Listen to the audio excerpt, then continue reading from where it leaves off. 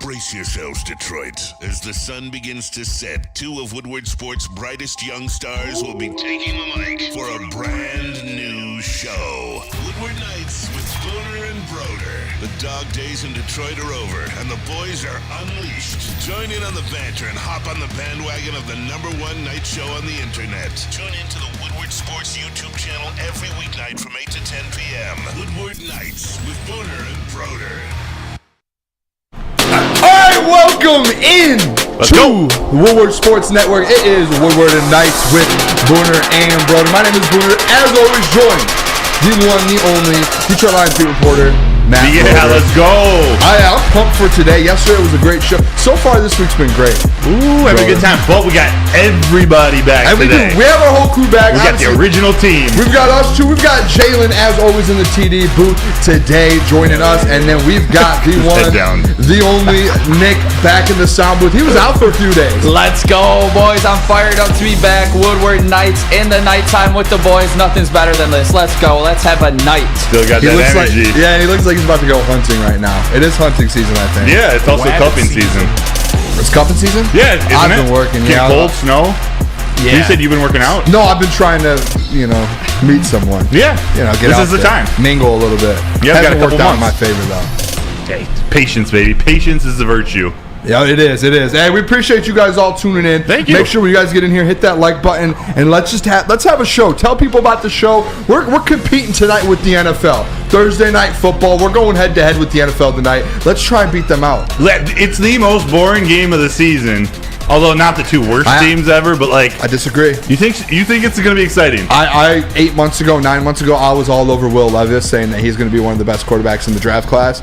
Right now, last week he was the second best quarterback so far in that draft class to prove, maybe third with Anthony Richardson. But I'm excited to see him play. Yeah, Titans are good. I put him on for 2 touchdowns, plus 250. Oh. Plus 250, 2 touchdowns. Will Levis. For him. As long as he keeps throwing to DeAndre Hopkins, hey. Yeah, Derrick Henry touchdown tonight as well. King Henry. I'll probably put a couple other bets on here during our next break. So, yeah, I'll probably do that. Hey, we have a good show though. I'm excited. When I was going over this prep, I was like, this is gonna be a banger. This is gonna be a banger. We're going through a lot of different things today, fellas. Let's go over this real quick. Yes. 8:15.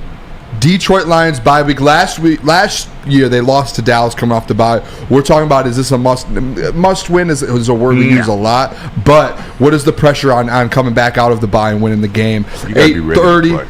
Oh yeah, whatever he said. 8:30. Colin Coward had some comments about the Detroit Lions. Actually, good comments. So we're gonna listen to that, and then we're gonna talk and react to that.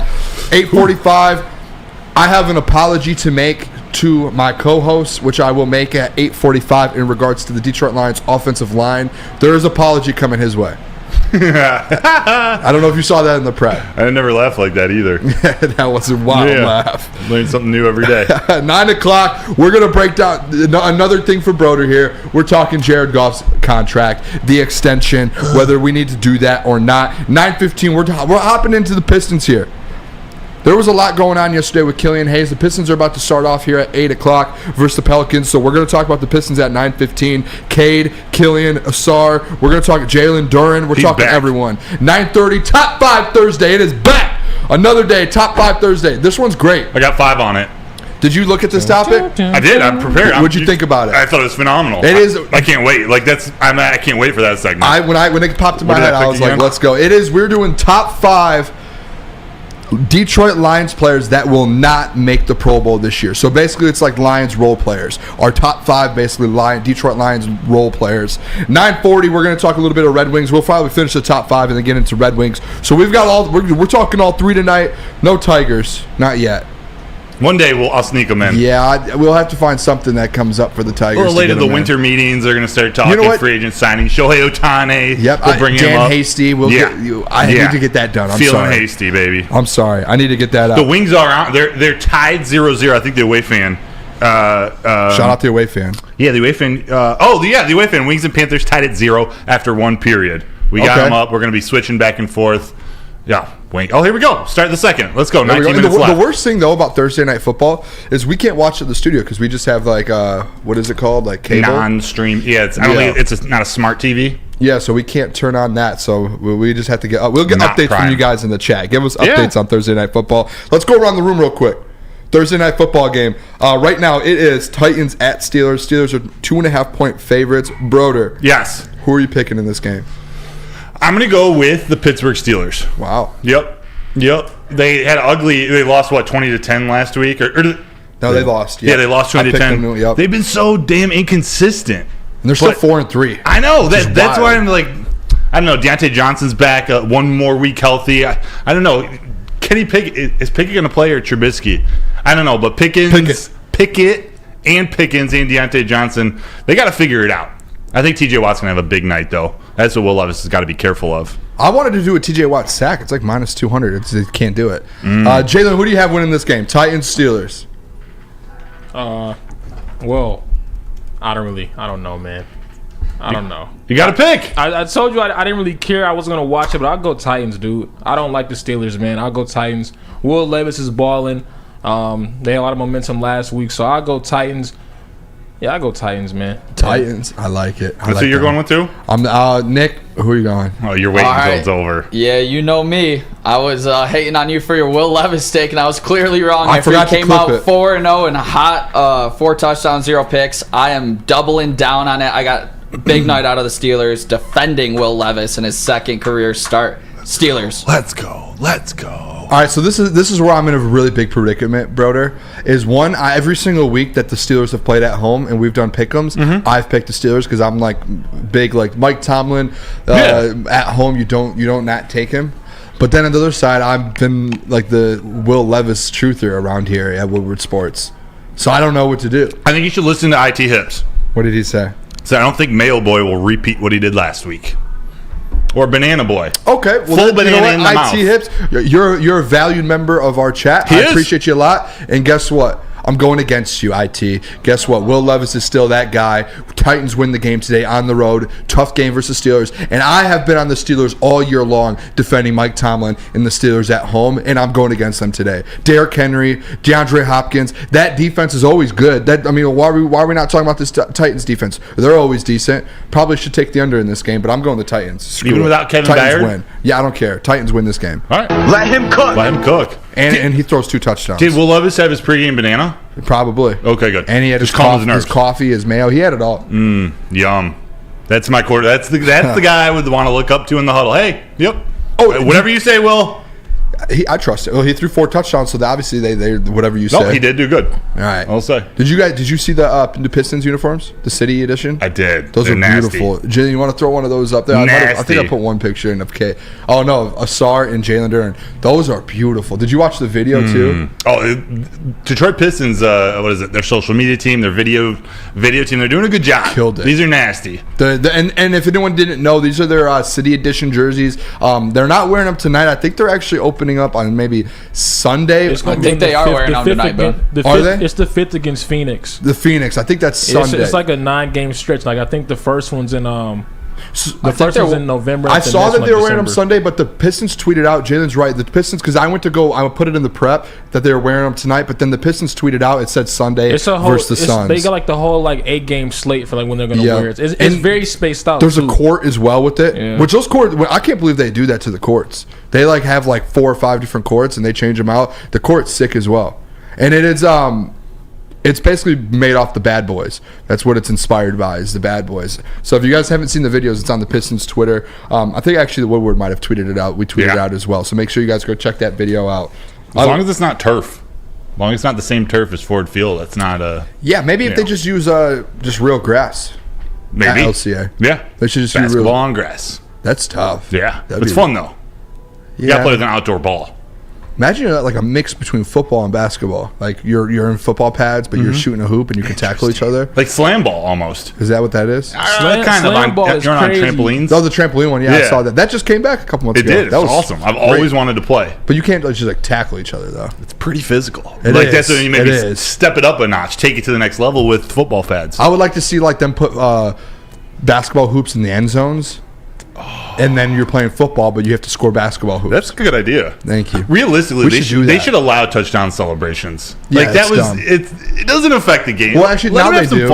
But they like kind of do. The only one you can't do, I think, is the dunk, and that they actually have a good reason for that. Why? Because someone dunked one time and it moved the goalpost, and they had to and stop a game for like hours. Oh. To get a new goalpost in. Build stronger goalposts. Yeah. No, but, I know. It's fair. I want more Joe It might have Horne. been Kelvin that did it actually. He would be the guy to do that. I just want more Joe Horne. I want Randy Moss. We grew up on some classic touchdown dances. I would love to see those return. Yeah, we should start opening shows up with touchdown dances. Top 5 touchdown dances. Oh, we should do that next Thursday. I don't know if we can play them on the show, but I think we might be able to. We may have to reenact them. Okay. Yeah, that's a good one. I like that. Yeah, everyone. Ooh. Okay. We could take Easy's, like if we want to do Amon-Ra St. Brown, Easy did the one that kind of went viral. Yeah. At the watch party. Or we could do it. Or we could, yeah. I tried it. I couldn't figure it out. Yeah. Next thing here we have kind of opening up. Did you see? I didn't put the tweet in there, and some of the people might have seen it. The Bears and Montez Sweat. So I don't know if have you seen anything on this? I heard something, but I don't know if it's what you're talking about. Okay, so what happened, and I'll explain it to the people here. What happened was obviously the Bears traded for Montez Sweat. If you're going to trade for a player like the Bears, whatever the record is, 2 wins, they're obviously trying to tank right now to get as best pick as they can. So there's no reason to be a buyer. The only real reason you would make a trade is to, hey, let's sign a guy to a long-term contract. He's going to be a part of our future. We know that. We've spoke with the agent, and we know, hey, we trade for you. We give up a second-round pick. We're expecting you to sign, and that's a done deal already when you trade for him.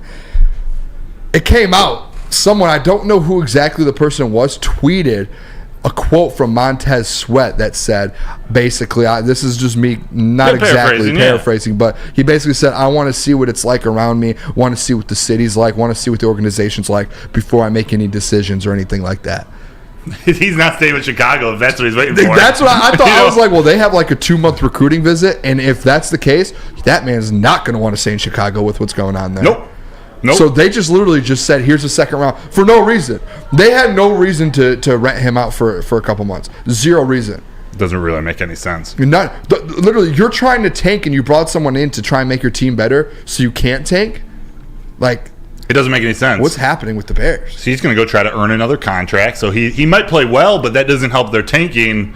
You know what would be elite? Stupid. I just thought of this. You know what would be elite? Brad Holmes swoops in the offseason and goes, hey, we'll take him. Oh, yeah, no sweat. Bears gave up a second round, and Brad Holmes still takes Montez Sweat. Hey. How wild would that be? Brad Holmes is savvy like that. He is. I thought the wings scored for a second. I was like, oh. Yeah, I don't know. I just thought that was crazy. The Bears are kind of in that organization's down.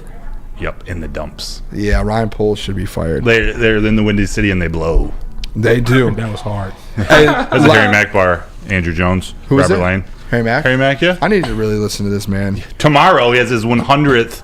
They call it Omegle bars. Have you ever heard of Omegle? Omegle? It's like the new chat roulette. Yeah. He goes on there and he asks people for 3 random words or topics. That's Harry Mack? Yeah, that's Harry Mack. I've seen 100 of his videos. Yeah, he's epic. Oh, okay. That makes sense. You got to watch the full video, though, but he puts individual ones on TikTok. Yeah. I get stuck in those sometimes. He does a great job. I would like him to do like Booner, Woodward, Knights, and Broder or something. Maybe we can get that one day. Yeah. Does he do Cameo? Yeah, I think you can like pay $500 to get him to do a freestyle for you. Never mind. Yeah. Shout out Harry Mack though. Yeah. Hey.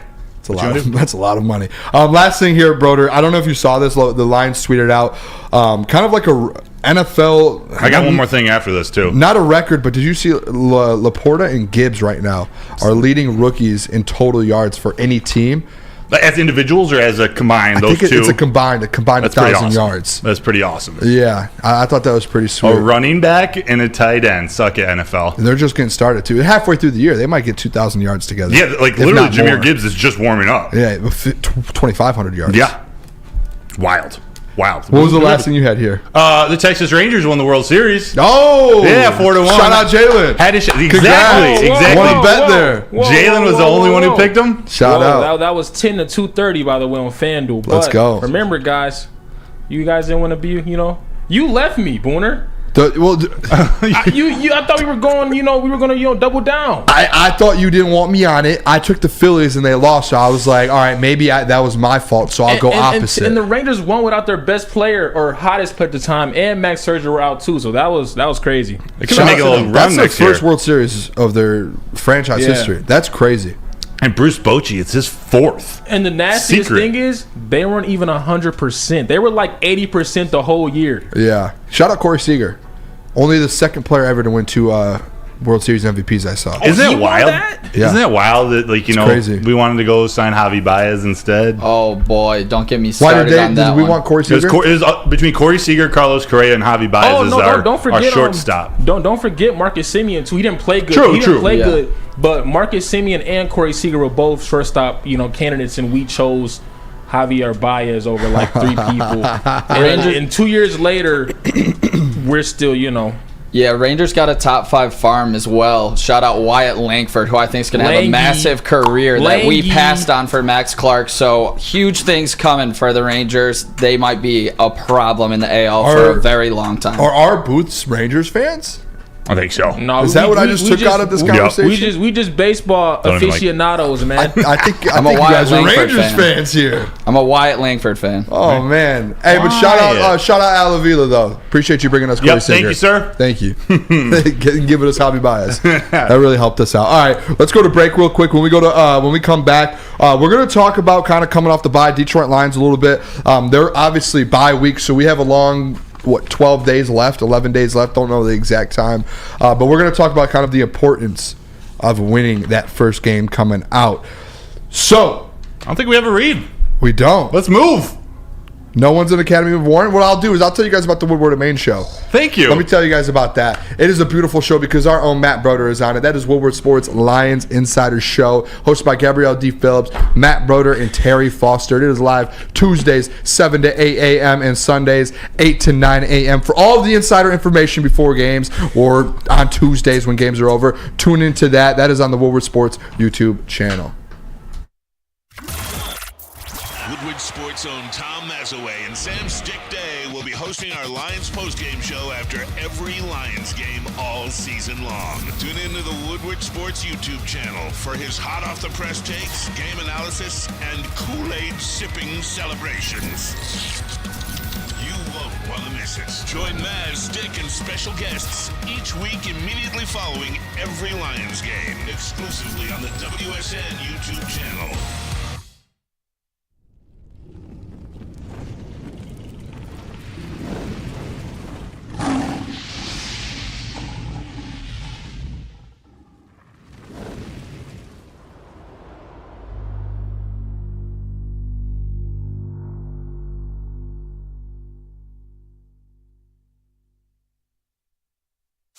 Join Woodward Sports' own Jeff Iafrate, along with special WSN guests for the most anticipated Lions season in decades.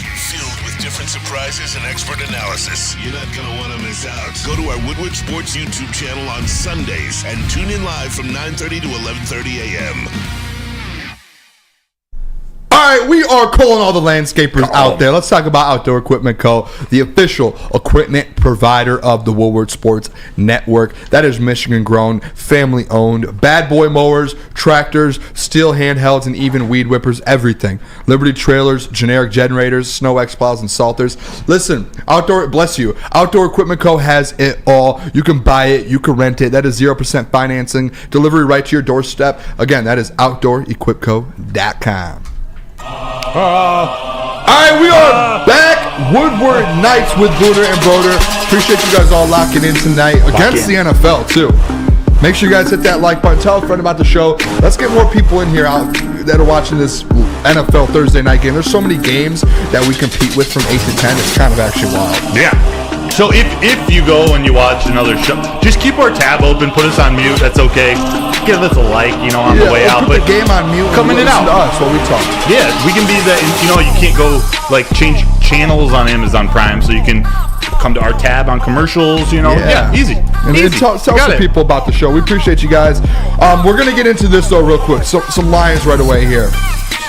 Obviously, the trade deadline and all that, I think we kind of moved on from that. There were still talks throughout today, like I'm over it. Other shows that kind of spoke a little bit about it. But yeah, I'm completely over it. What I wanted to talk about, Broder, and me and you had this conversation a couple times already. It was way before this. I think it was when we did our record predictions. But coming off the bye, how important it is to come off the bye and kind of get a win. And I wanted to do some research to kind of see what the Lions did last year coming off the bye, because obviously the history tells a story. Yes, and you started the season 1-4 last year. Yeah. And then you go into the bye. And I don't know if you guys remember last season, at least for me, when you went into that bye, you're like, all right, you're 1-4. Let's calm down and let's come back and get some wins and turn things around. But that didn't happen. No. You came back and you went on the road to Dallas, which to me it's like going on the road to the LA Chargers. Like you went on a road to a team that could be a playoff team, and they dropped that game in Dallas. It was an ugly one too. Yes, and then they came back home the next week, played Miami, had the lead, and then in the second half blew the lead and lost versus Miami. So they came out of the bye last year, 2 straight losses, which to me is an issue. You come off a bye, you should at least you shouldn't go 0-2 off of that, especially starting 1-4. This year, it's like, to me, I don't want to say this, it's completely flipped from last year.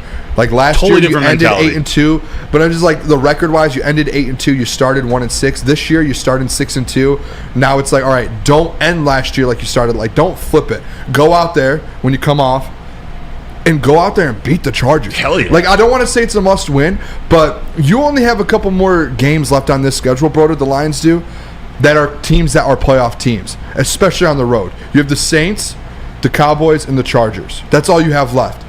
At some point, you have to prove that you're not what you saw versus the Ravens. To me, this is that game. That's why I say it's a must. I hate doing it. It's so cliche. We do it all the time. But a must win, because like this is another playoff team. And I know they're not in the playoffs right now. They're loaded with talent. And you're on the road. Oh, the Chargers? Yeah. Yeah. Even with Mike Williams, he's out for the season. The Chargers have legitimate talent, like legitimate top 5 talent in the NFL. They can never seem to put it all together. Justin Herbert hasn't taken that step into eliteness for me. But you're right, it is one. They can definitely beat any team in the NFL. So you got to come out after bye week and you got to show the rest of the league. All right, no, it was the real deal before that. I think the mentality is completely different than last year. Last year, there's a lot of pressure coming out of the bye. Like, you got to go beat a good Cowboys team in Dallas to really save your season. I mean, when you think about it, every loss made a huge difference last year.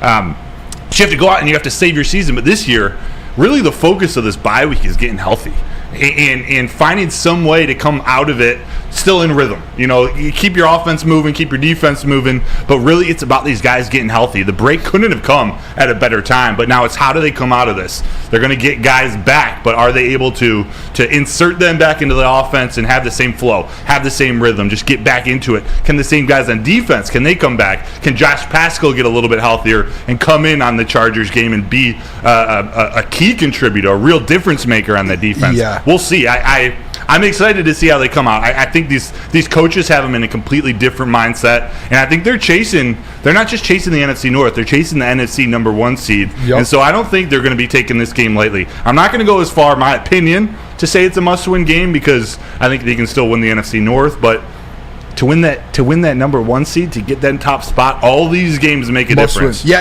and when I say must win, I know the NFC North to me is already locked up. It's just more so, what has the talk been since the trade deadline? Can the Lions go contend? Mm-hmm. Can they go compete? That's been the talk. Like, you heard the heavyweights be like, oh no, they can maybe just win a playoff game. That's it. To me, it's the reason I say must win is because if you lose this game, those talks just those just get bigger.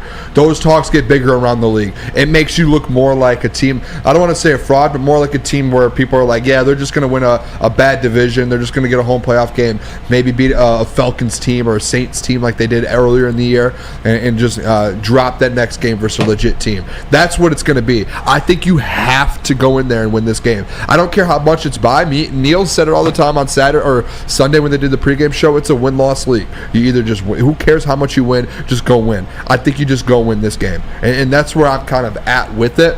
I want to ask you this too, Broder, because you're in the building a lot, and I think one concern with bye weeks, there's obviously the positive of, hey, you can get a lot of rest, and guys get rest, a little bit of a time off, like a week off in the middle of the season, go see your family, do whatever. But I think there is that risk and kind of that side where there is a bad side to it, to where you leave the practice facility, you're away from the team a little bit. How do you respond when you come back? Do you still, like, if you're 6-2, you're playing the best football you've played in a long time, or almost ever the Detroit Lions have.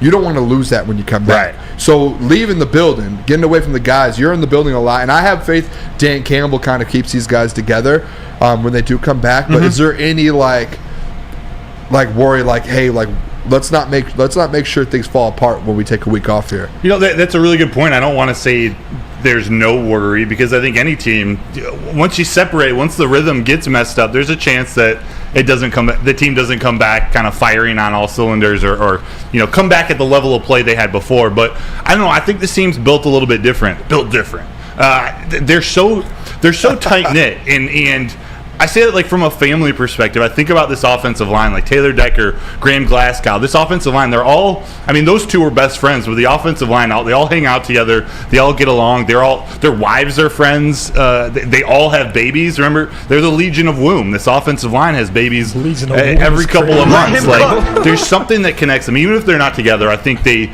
just understand each other, and I think some time off, especially in the middle of a season, never hurt anybody. It's kind of like at the end of training camp. You've been hitting the same people all camp, all off season. You want to get out in that first preseason game. You want to get to the first regular season game and just start to hit somebody else. I think a little break, let's say the distance makes the heart grow fonder. Yeah. Little break's fine. Come back ready to go. And again, I don't think that I have faith in Dan Campbell. Yeah. I have faith in the players. There's good leadership on this team. Even though the team's young, there's guys that hold each other accountable.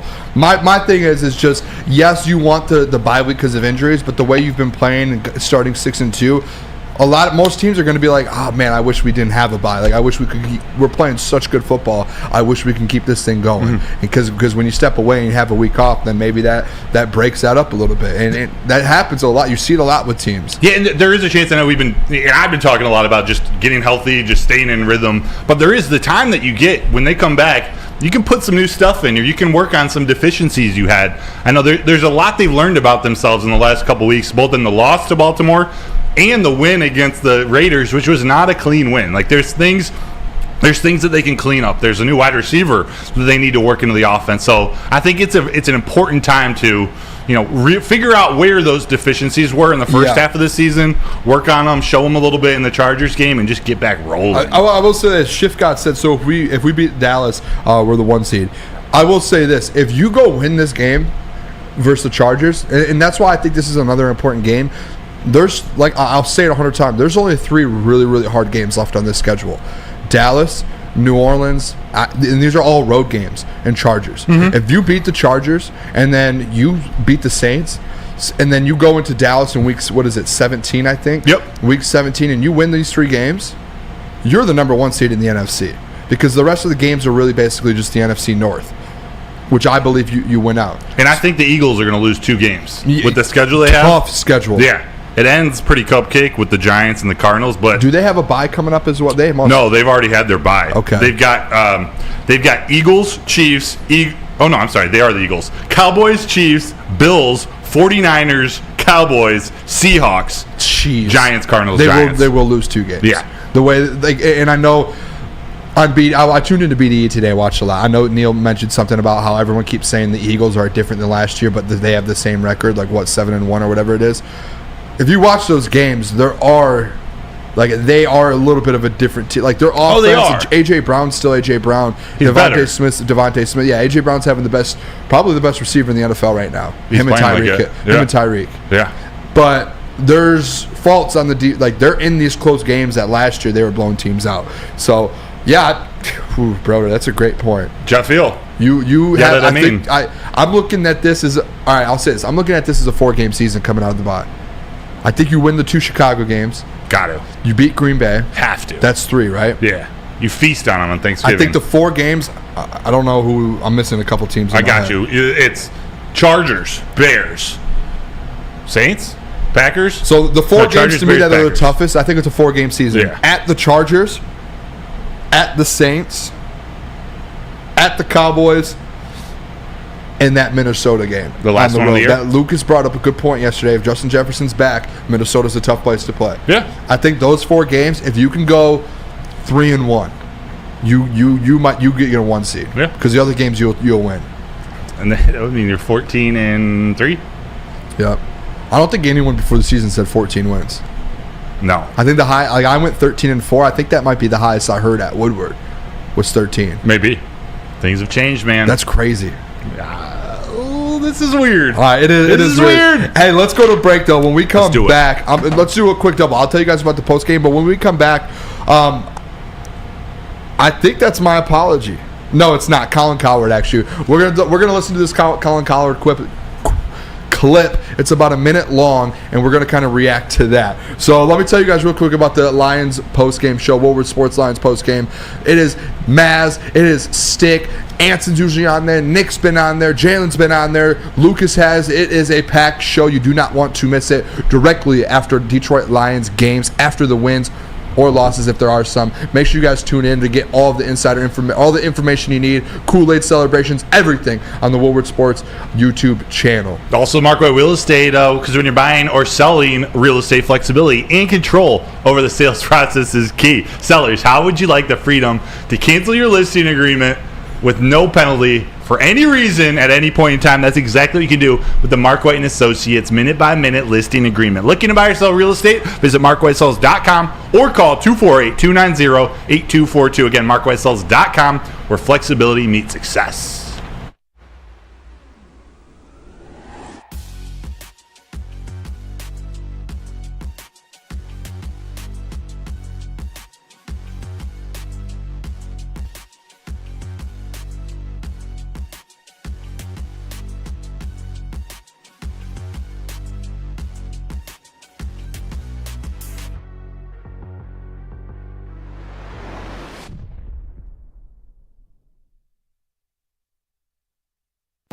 Now, coming to Woodward Sports, Woodward and Main Street, the Woodward Sports Network Detroit Lions show. Let's go!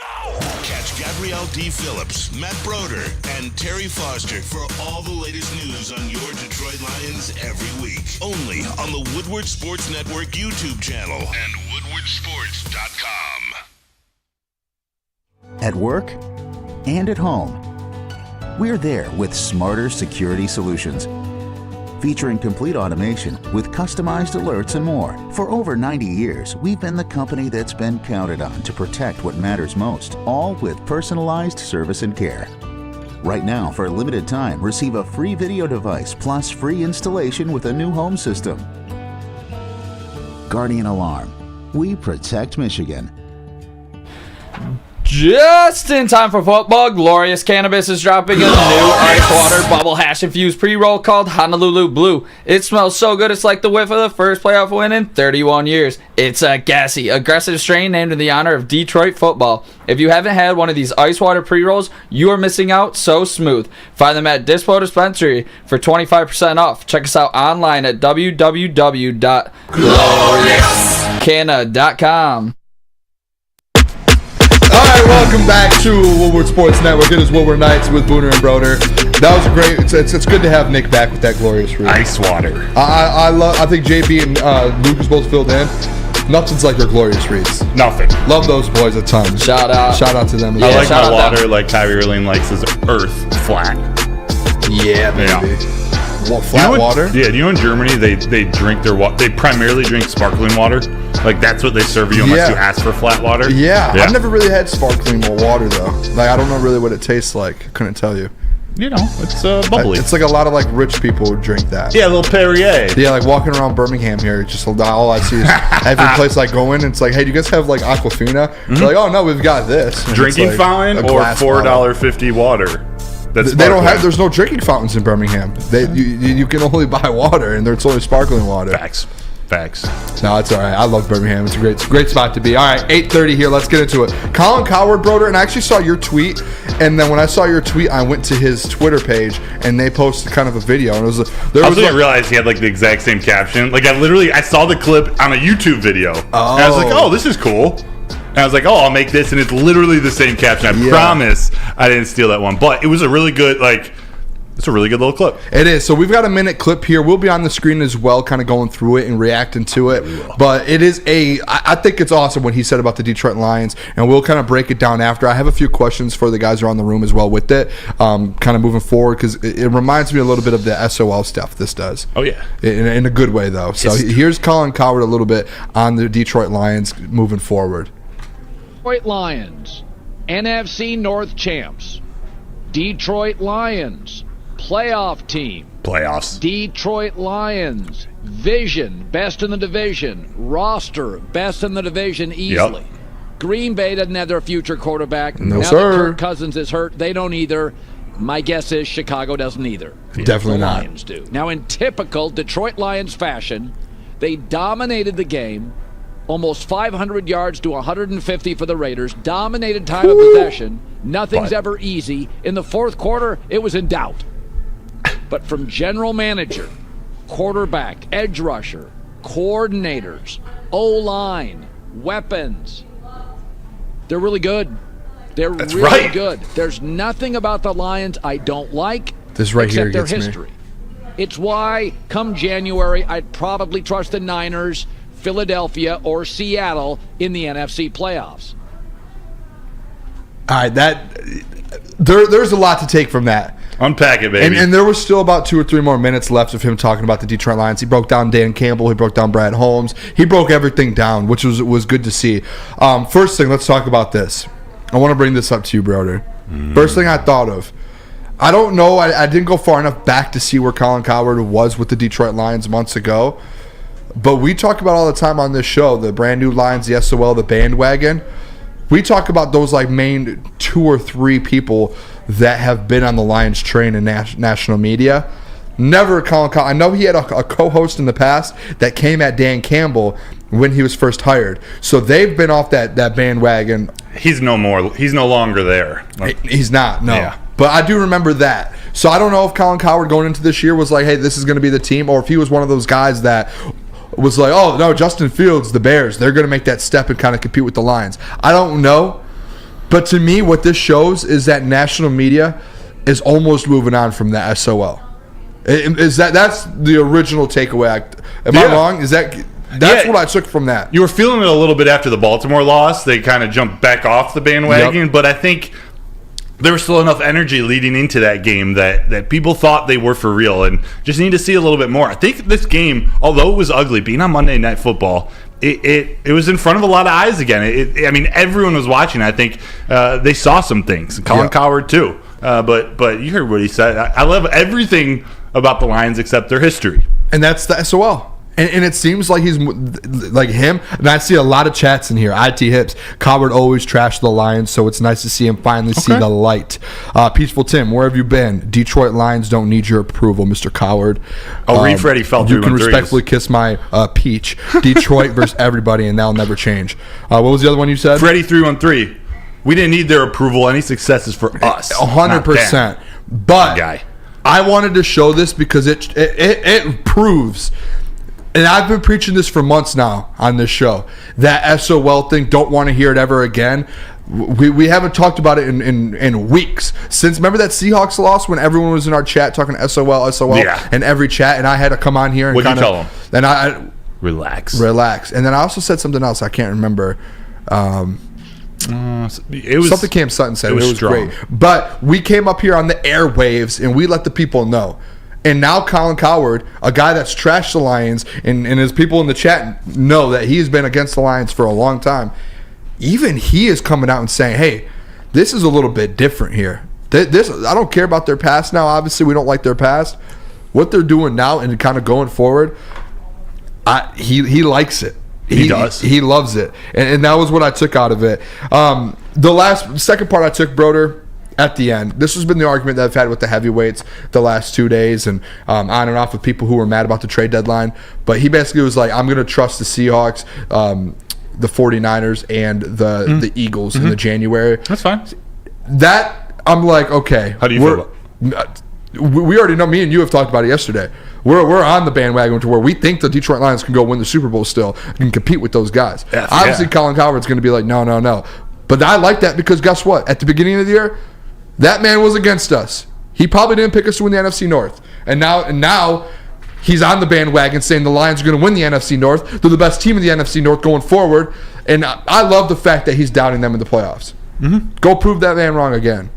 Hater in the house. Yes. Wilson says Coward's actually a fellow Goff gobbler. So he does support Goff, but I can't remember his history. It sounds like he's anti-Lions up to this point, but you're right. This is a big moment. I mean, we think the Lions are for real here.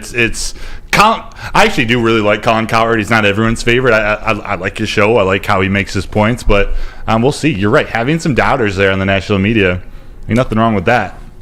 Yeah, and one question I want to ask, we can kind of go around the room real quick on Please. this too. But the biggest thing I wanted to see with some people is with this SOL and the brand new Lions thing. What do the Lions have to do whether it's this year, and obviously you can say like they have to go win a Super Bowl and that ends it. What do you have to do like outside of a Super Bowl to go do it? Because I do feel like it's like, hey, just go win 2 playoff games. And then we can move on from the SOL stuff. What do you guys think? Yeah, I mean, I think 2 playoff games is definitely a lock. I mean, I think if you win your first one at home, I think it gets a lot of people off your back. But if you get the second one, I think it gets everybody off your back.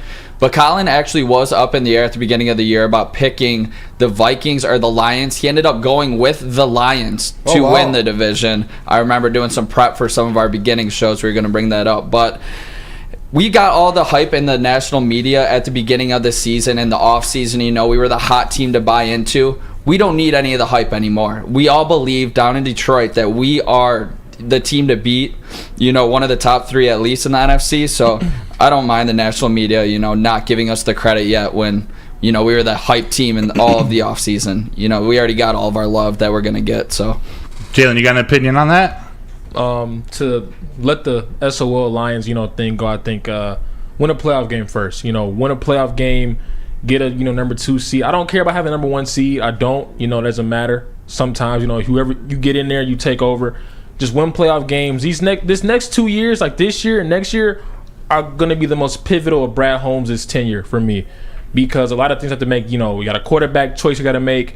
You know, are we legit? The media hype, I don't really care for, because they didn't like us no way. They don't like the Lions. This is all fake love, because, you know, the Cowboys and all the good teams, you know, America's teams, and all we're not America's team. They can say whatever, we're not. We're Detroit's team, you know. So the media hype, I don't really care for. You know, win a playoff game, host a playoff game, maybe win 2. You know, but these next 2 years with Brad Holmes, what we do as a team, you know, our ceiling is very high, and if we can max that out and go higher these next 2 years, after that, then we'll, you know, maybe, you know, a Super Bowl run or something like that. But yeah, I don't really, the media hype, I don't care about. Win a playoff game, we'll be all set. Let him cook. Yeah, and I'm going to go through the chat here real quick, Broder. Oh, I guess I want to hear yours as well. No, do it. No, I was just going to say, I agree with what Jaylen was saying. Like, seeing Brad Holmes go through the re-signing process of his first draft class, like seeing how this whole cycle works out. Yeah. How does he go about re-signing Penei Sewell, Aiden Hutchinson, Amon-Ra St. Brown, these guys?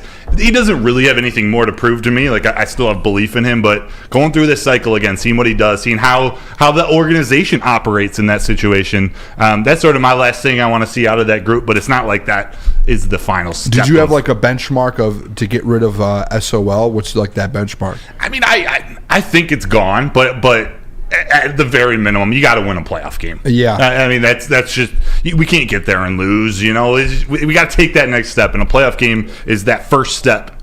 Also, the next step. And in the Woodward Sports chat, there is Koke says 1 playoff win. Andrew Jones win 1 playoff game. Freddie said NFC Championship at minimum.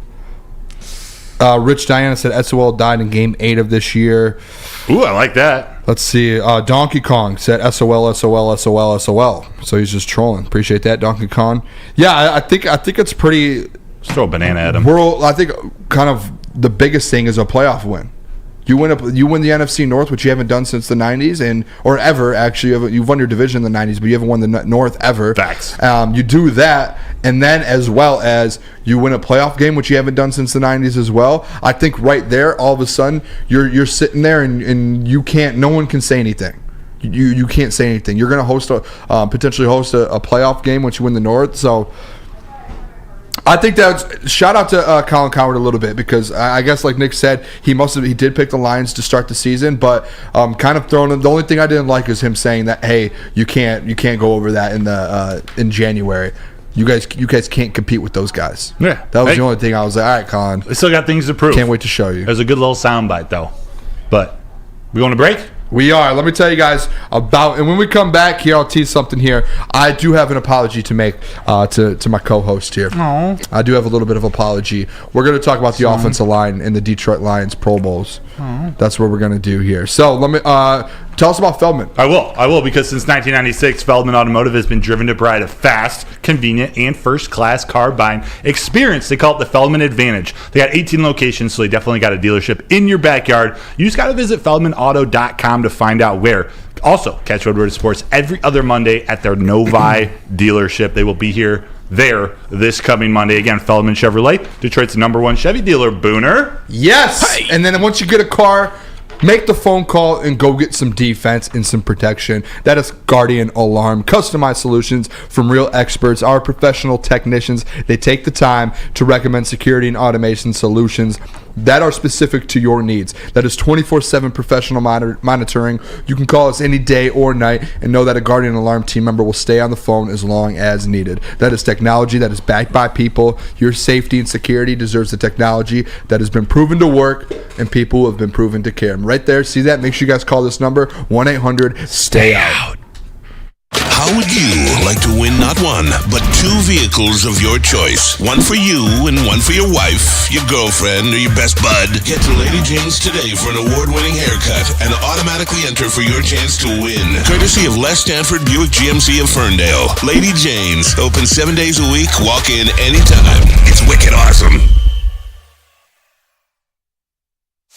Join Woodward Sports' own Jeff Iafrate along with special WSN guests for the most anticipated Lions season in decades. Filled with different surprises and expert analysis. You're not going to want to miss out. Go to our Woodward Sports YouTube channel on Sundays and tune in live from 9:30 to 11:30 a.m.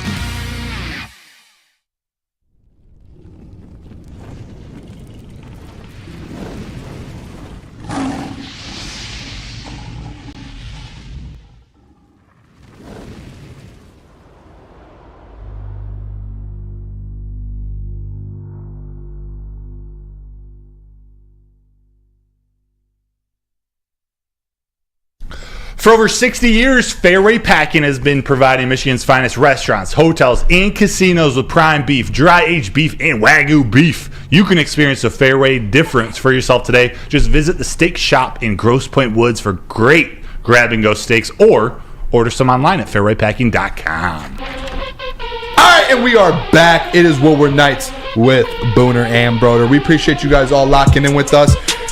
Thursday night, there's Pistons on. The Red Wings are on. Thursday night football's on. We've got some pets behind us. Beautiful new video board back there. Make sure you guys, if you haven't already, hit that like button for us. Please. If you don't hit the like button, Broder might walk off the set here. It might happen.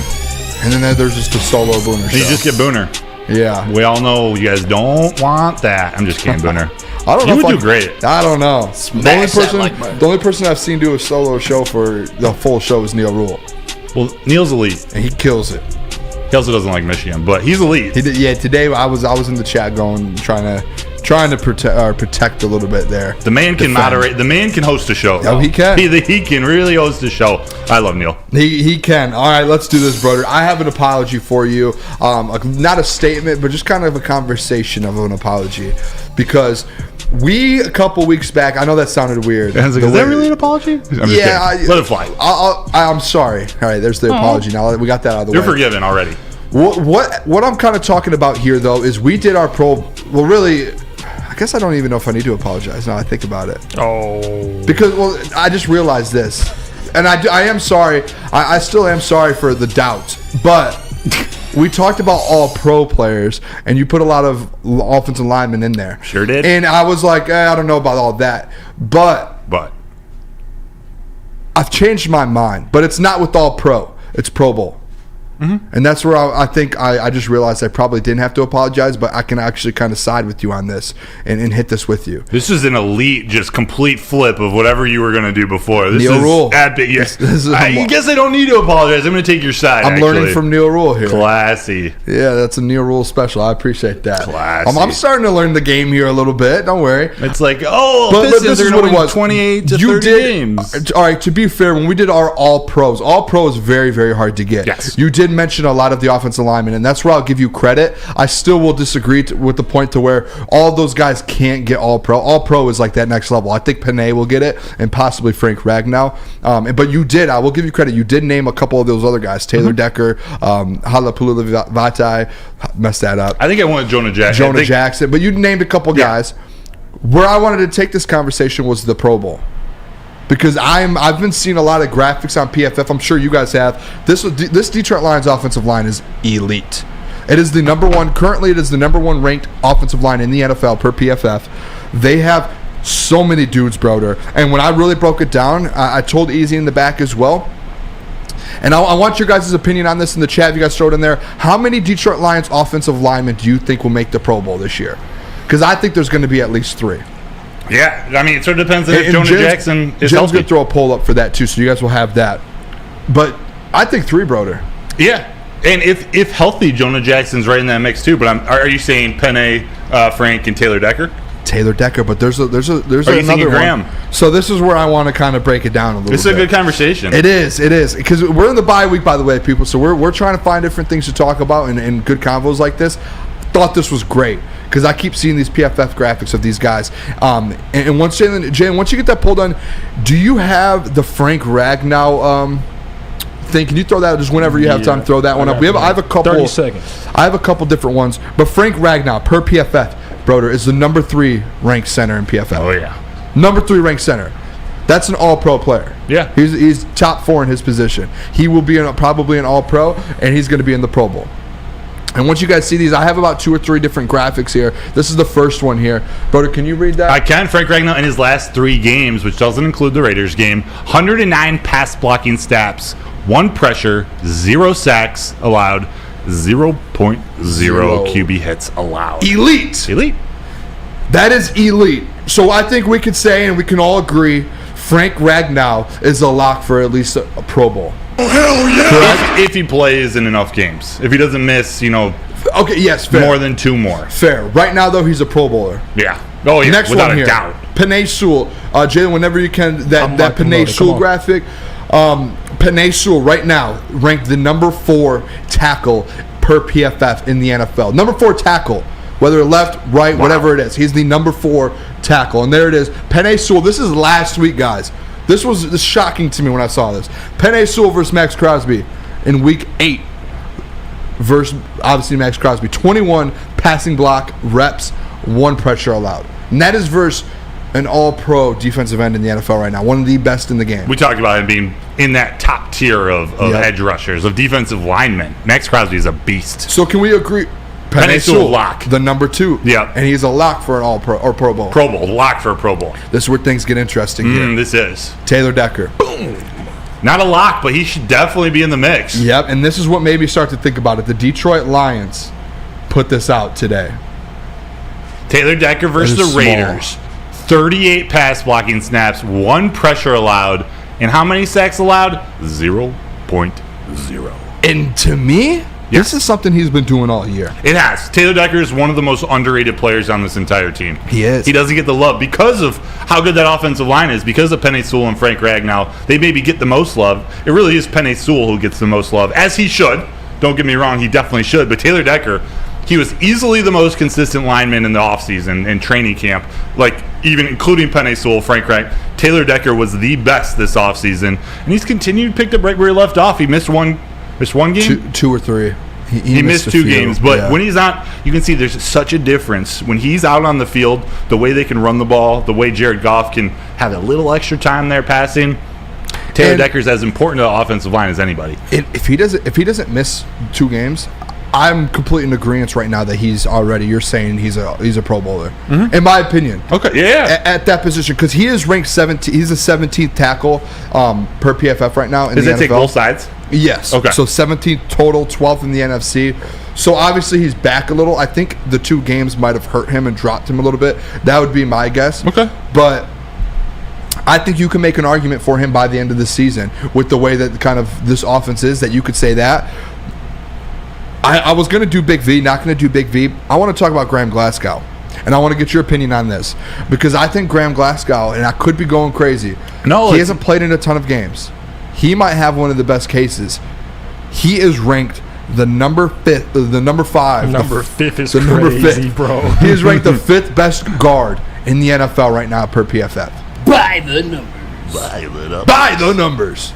The 5th best guard in the NFL per PFF. And I know he was a center last week, but when he's at the guard position, he's been top 5 per PFF. I don't know how they grade, but when you look at those, typically that's the stat you go to for the offensive lineman and all these stats that we're throwing up here. Yeah. But Graham, when he's been at guard, he's been the best in the NFL.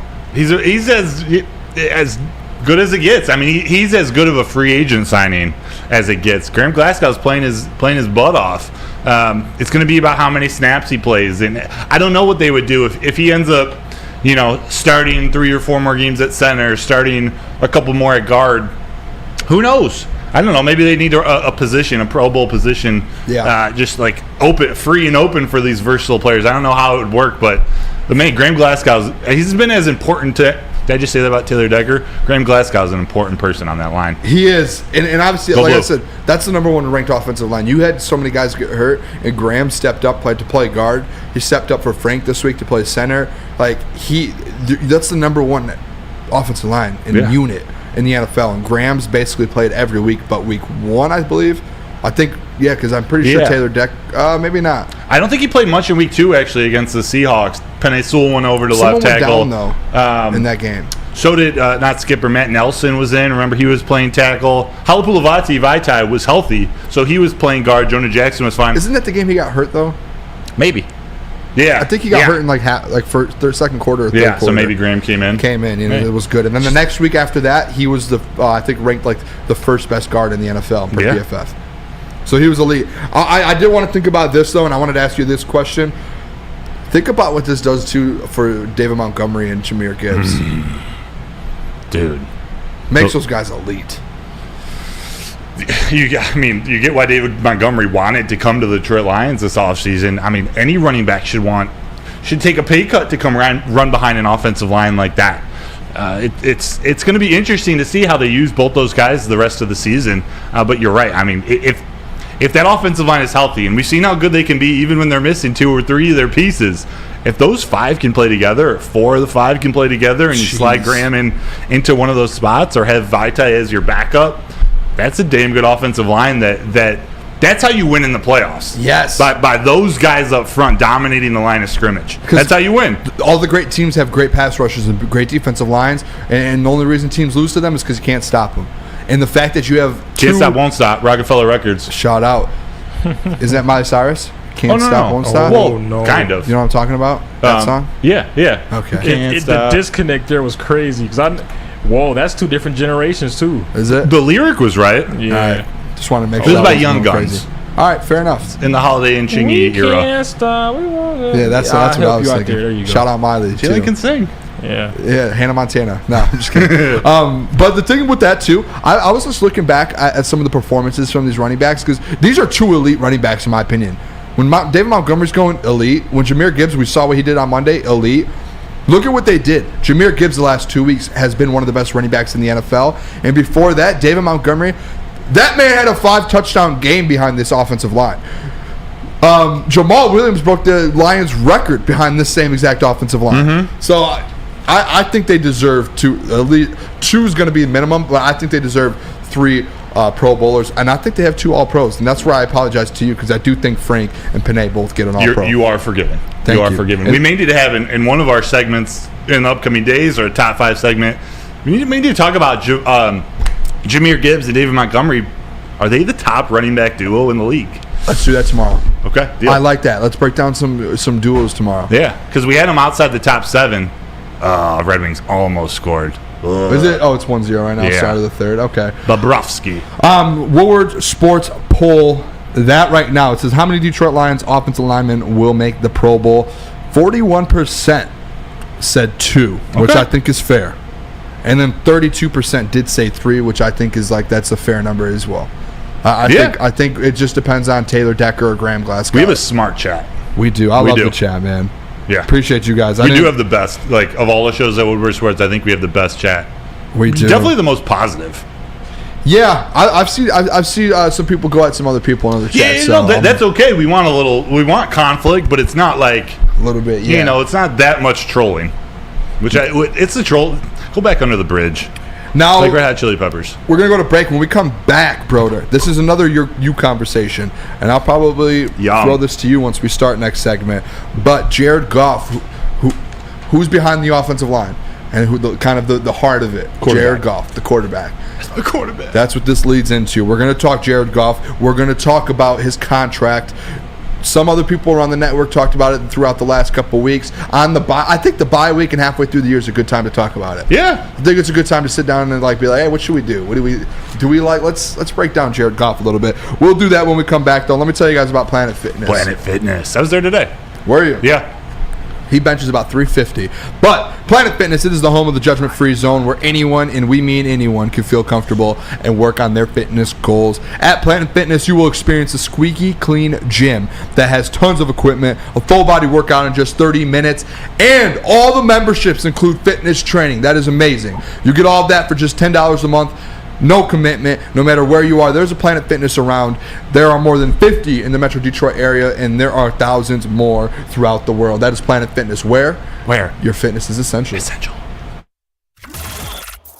Woodward Sports' own Tom Massaway and Sam Stick Day will be hosting our Lions postgame show after every Lions game all season long. Tune into the Woodward Sports YouTube channel for his hot-off-the-press takes, game analysis, and Kool-Aid sipping celebrations. You won't want to miss it. Join Maz, Stick, and special guests each week immediately following every Lions game, exclusively on the WSN YouTube channel. Gabby is a college student struggling to study for her big exam. Then, she discovered Syntron, a healthy way for her to stay awake and focus. Jennifer frequently has chaotic days like this until she gets online, orders some Syntron, and finds her groove. April visited her local grocery store, purchased a case of Syntron, and entered to win the Syntron 100K Vegas giveaway. Pick up your case of Syntron today at any Meijer location or visit drinksyntron.com/Vegas and enter for the 100K Vegas giveaway. Where's the most convenient place to get that big fitness energy? It's Planet Fitness! Join today for just $1 down, $10 a month. With over 2,400 locations and equipment for every workout, you can get in, get energized, and get going. And with free fitness training and most clubs open 24 hours, everyone belongs in the judgment-free zone. So join today for $1 down, $10 a month, no commitment, cancel anytime. Deal ends Wednesday, September 13th. Join now at any Metro Detroit location. Hurry, offer ends soon. When it comes to your pet, don't settle. Give your pet the best, and that means going to Premier Pet Supply because they are hands down Michigan's best pet store. They are family owned and operated for over 30 years. They got over 60 brands of food. They got the lowest prices and curbside home delivery. Premier Pet Supply, give your pet the best at www.premierpetsupply.com. And we're back. It is Woodward Nights with Booner and Broder, Woodward Sports Network. Appreciate you guys all locking in with us on a Thursday night with Thursday Night Football with the Pistons, Red Wings. I think both of the teams are down right now, which kind of sucks. I'm pretty sure. Am I wrong on that? Pistons are down 63-45, and the Red Wings are. Let's see. 1-0 still. Third 17 minutes to go in the third period. I think I might go to the Wings game Saturday with my cousin. Yeah, I'm looking for tickets right now. It's the Bruins, so when you go on the website, I mean, dude, every ticket lower bowl is like $200. Really? $300 because it's the Bruins. So it's a Saturday game. So I'm looking around right now, shopping around, looking for some tickets. If anyone knows someone. Have the Bruins lost in regulation yet? I don't know. Wings almost beat them last time, I'm pretty sure, though. Yeah. In Boston, I'm pretty sure. Almost. Make sure you guys hit that like button, though. Let's get into things here, brother. This is a you conversation. Not you. This is just your guy here. Your MVP. Jared Goff. Candidate. The MVP candidate. I've never said that he should win the MVP, just for the record. Top 5. Yeah. Which is fair. Yeah. And he was in that position It's at a one point this very year. important little discretion to make note of. Hey, I'm with you. That is very fair. Cool. But let's talk about this deal. I want to know, and we'll start off with this quick question, and I'll let you answer, and then I'll answer here. But Detroit Lions, yes. When does this extension have to happen? When is your timetable on it? To me, I'm having this conversation after the season, and I know that means that if Jared Goff takes them on a run in the playoffs, if they win the Super Bowl, the dude earned himself a bit bigger bag than maybe he did before, but he still has another year in his contract. The Lions technically don't have to do anything. I mean, there are a lot of variables at play. Is Jared Goff happy? Does he want the contract now? Is he, what the deal is? But they always have the option to franchise him too. And I believe I don't know if they would do it next year, even though he has a year left, or they'd have to wait till the end of his contract. But the estimated franchise quarterback contract next year is $38 million. Like that's less than what he makes now. Yeah. And that's always an option. Again, you got to see, will he be upset if that happens? Would he rather play somewhere else? Who knows? But I do feel like Jared Goff wants to play here if an extension is on the line. I just don't think the Lions have to give it to him now. Yeah, okay. So I'm going to disagree. Okay. Because I think the longer you wait, it goes up. And for you, and I feel like you should agree with me more on my side, because – and I could be wrong with this. I just feel like Jared Goff is that guy. Be honest. You think he's going to an MVP conversation, correct? Yeah. So you think he's that guy the next 2 or 3 years? No, not necessarily. Really? Yeah. So you don't think if you're in the NFL, you have an MVP guy, caliber player, especially at the quarterback position, you should lock him up? I haven't decided that yet. How often, how hard is it? And you see it all the time. Look at the Steelers with Kenny Pickett. Look at the Tennessee Titans, how hard it's been for them to find their quarterback. Mm-hmm. There's so many. It's so hard to find that quarterback in this league. So when you have a guy, and that's where I've been off the Jared Goff thing. That's on and off right now. And I know after the Ravens game, I'm kind of hot to where 2 weeks ago we were talking about MVP. He's still in sportsbooks odds. He's still top 8, top 9 for the MVP kind of race there. I think once you get a guy like that, it's so hard to come by a Patrick Mahomes or Jaylen Hurts, or unless you're losing and you have a top 10 pick, that when you have a guy like Jared Goff that's already shown you can win, he's shown he's gone to the Super Bowl, he's shown he can win divisions, and he's shown what are you, 14-4 in the last 16 or 18 games? Stud. He's shown it. I think the longer you wait, the more you have to pay him. Definitely. And I think right now in this bye week, Brad Holmes should be speaking with his agent. And I think those are conversations that should be priority number one. Is all right, whether it's a 2-year extension or a 3-year, I don't know what it is, but let's go get him. And I wrote it down here. This was my first thing. Let's say $40 million, 3 years, $120 million.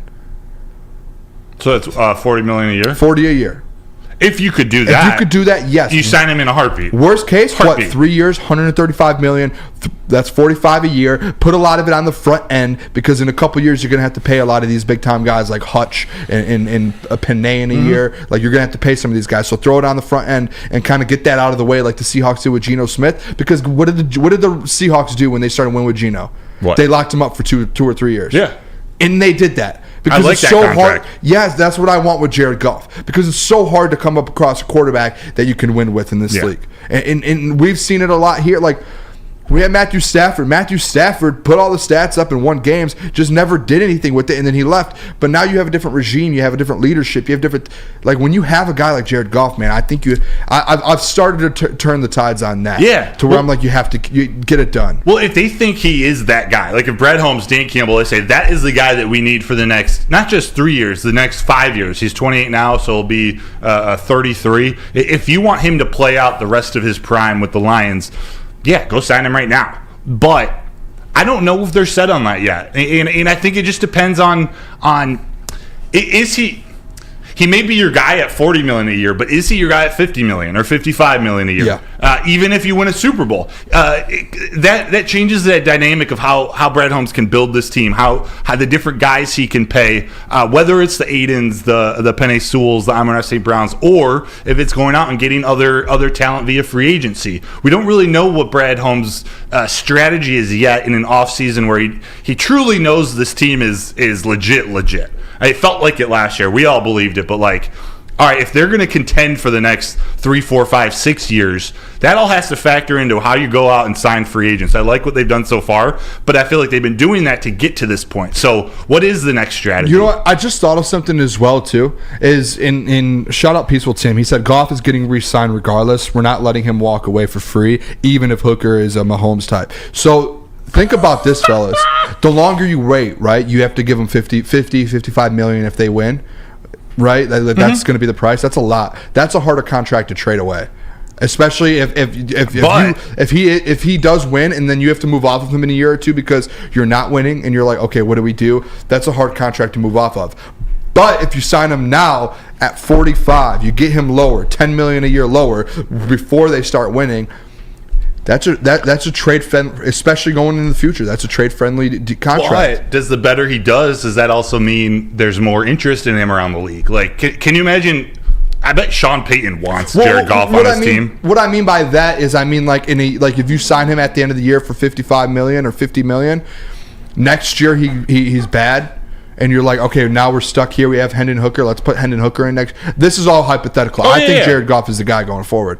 But hypothetical, if that happens, you're not going to be able to move on from him at $50 million, $55 million. It's going to be tough, or you're not going to get what you want from him. Well, if you're paying him that money, you're keeping him. Yeah, exactly. You're not giving him that.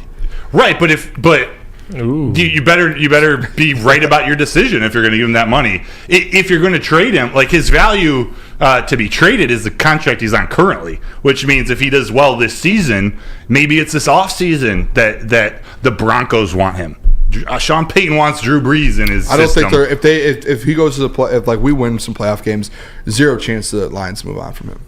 Zero. Yeah, this is all hypothetical. But we really don't know how good Hendon Hooker is. We don't know what they truly believe in Hendon Hooker. At the very minimum, Hendon Hooker's leverage at the negotiating table. Like, hey, Jared Goff wants $55 million. Okay, we have someone coming up. We're going to go with the young lad. So maybe at the end of the day, it just saves you $5 million or $6 or $7 million just having Hooker on the roster. Or they might actually believe in him, and he starts to take over the reign with whoever the next OC is, RIP. What you got to think as well, too, is with Hooker is you can do what the 49ers and kind of Patriots have done in the past and some of these better teams is if you do sign Goff and you move going forward with Goff, you can keep drafting quarterbacks in later rounds like you did with Hooker, and you can move off of Hooker. You could trade him, like you can let him play in the preseason. He's going to have, obviously when he comes back, he's going to be an asset to someone. You could trade him away, whether it's for like a late round pick or a veteran. You can use him at the trade deadline next year. There's things you can do with Hendon Hooker, and then you can just keep drafting until you find that next guy for after Jared Goff. And Jaylen, you got something? I was reading the chat. Somebody said that Goff will be 34 in like 5 years. I mean, in 5 years, a lot can happen. We can go to the playoffs all 5 years. We can even make a big run. But I'm sorry, Broder. Sorry. No, it's okay. I'm mouthing your words. That's crazy. My question is though, how confident were the Lions in Hendon Hooker? Because I don't feel like they drafted him to replace Jared Goff. I think they did it in a way to like, okay, you're our franchise QB, but if things don't work out, we have Hendon, on the back burner. But I still don't feel that Hendon Hooker will probably ever lead this team at quarterback. I just don't. I think he's there to like really, put that fuel and fire in Goff, because Goff's a little older, and this next chapter in his career with us can make him a very great quarterback, or it can send him back if he fails. So they have Hendon Hooker there just to push him. But I don't think Hendon Hooker will ever probably be that guy for us personally. I don't. To that point too, Jaylen, what did everyone talk about with Jared Goff going into the season? That Jared Goff's entering like kind of his prime. Yeah. And he's at that age where it's like, this is Jared Goff's prime.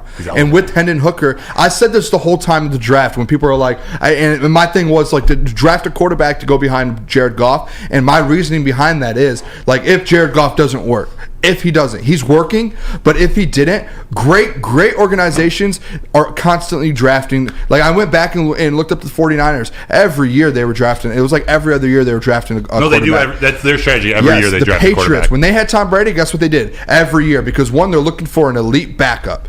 And if they have to get a guy that was a potential Jimmy G, Jacoby Brissett. Yes. And what happened in worst case scenario, Tom Brady left or he gets hurt, and you have that guy, and that's your next franchise guy. And they were always looking for that next quarterback. That's what great organizations do. That's why I was like, when Hendon Hooker got drafted, I was like, let's go. They're at that stage of where they don't have to waste a pick, or they don't have to go get a pick on a D end. They have a little bit of a space, and Brad Holmes has that gap to get a quarterback to where it's like you have that guy behind him. Now, if they move on from Hendon Hooker, like the Patriots have done with backup quarterbacks, all right. But Jared Goff right now is kind of turning into that phase of this is like his primetime era right now. Like Jaylen said, that's a good point. Somebody mentioned Brady and Bledsoe. I don't know how you guys are familiar with that, but I mean, Bledsoe got hurt, give or take, but they were saying that Hendon Hooker can probably stay and learn from Goff and be great, but I think that's a little different because Drew Bledsoe got annihilated, and then. But even if Jared Goff got hurt and you're drafting quarterbacks and you have a guy like Hendon Hooker behind and he comes in and he ends up being that guy, that'd be crazy. You have that though, you're doing that. What great teams do if a guy gets hurt or if you need to move on from a guy, you have the luxury. And that's where I think I'm at with Hendon Hooker and kind of that. I'm interested. I don't know. I'm interested to kind of see. I would like them to sign the deal, get like a 2 or 3 year deal out of the way right now. I'd be down just with that. move on with it. Like within the next couple. Like I don't know if you can do it in the next couple weeks, but just do it now. Get $45 million. Move on. Cap's going to go up. Things are going to happen. Just keep your quarterback. You're winning games. You're 14-4 in the last 18 games. Yeah. He's proved that he can win at this point. And I know there's games here and there. He's got 4 losses in 18 games. Yeah. I don't know what else there is to talk about. I'm more in the boat. I'm more in the Atlanta Braves strategy boat of finding your young stars and signing them a year or two before they reach their prime. You believe in your coaching and your development of them. I say go after Amon-Ra St. Brown and Sewell. Whether it's a max contract now or just getting them in a reasonable contract before they're a top player in the league and they become the most spend money this offseason. Let him cook. Make sure you get Goff his contract at 45. Go extend Penei.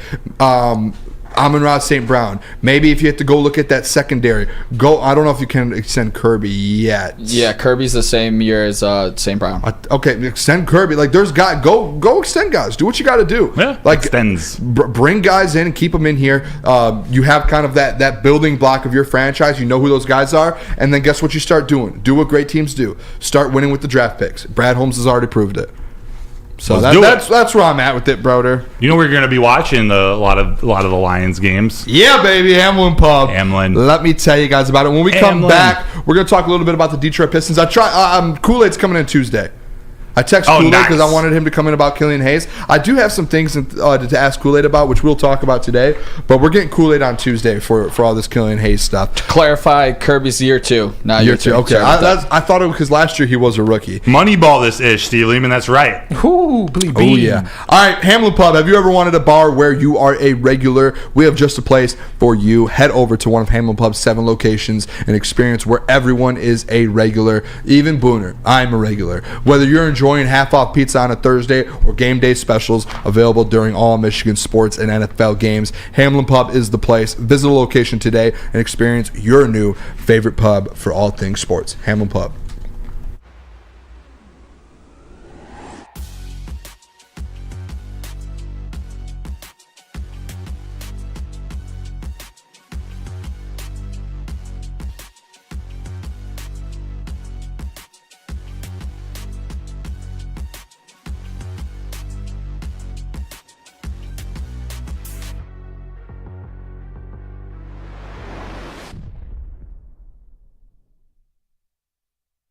Gabby is a college student struggling to study for her big exam. Then, she discovered Cintron, a healthy way for her to stay awake and focus. Jennifer frequently has chaotic days like this until she gets online, orders some Cintron, and finds her groove. April visited her local grocery store, purchased a case of Cintron, and entered to win the Cintron 100K Vegas giveaway. Pick up your case of Cintron today at any Meijer location or visit drinkcintron.com/Vegas and enter for the 100K Vegas giveaway.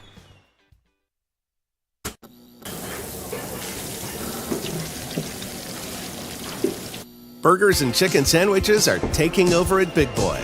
Try our new pretzel bacon cheeseburger. Turn up the heat with Bob's Hot Chicken Sandwich. Upgrade those regular fries with our chili cheese fries or loaded baked potato fries. Hit your sweet tooth with funnel cake fries or Reese's chocolate peanut butter thunder cake.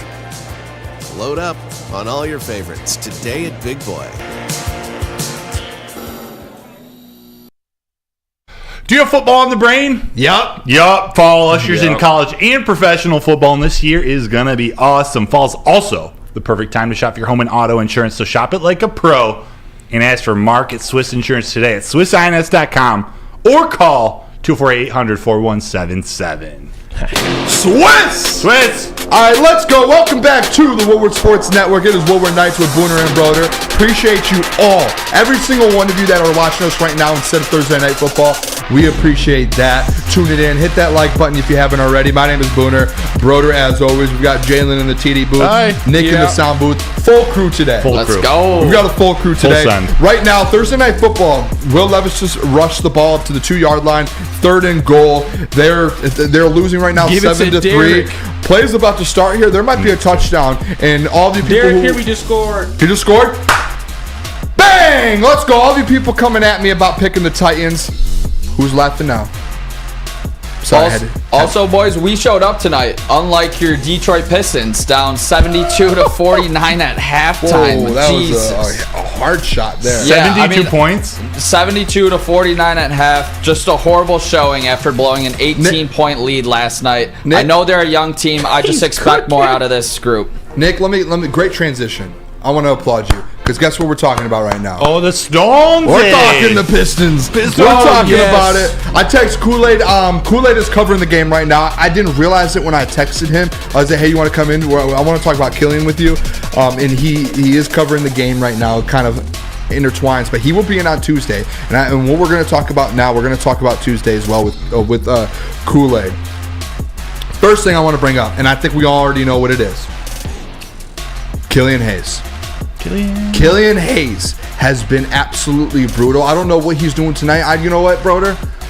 I really don't care what Killian Hayes is doing tonight. Killian could go off for 30 tonight, and I still would look Troy Weaver in the eyes and say, all right, why don't we just move off the man? And you know what's crazy? And I told you this in the back. Guess who is also kind of going at Troy Weaver, or not Troy Weaver, but Monty Williams and the Detroit Pistons on Twitter? Who? Jaden Ivey's dad.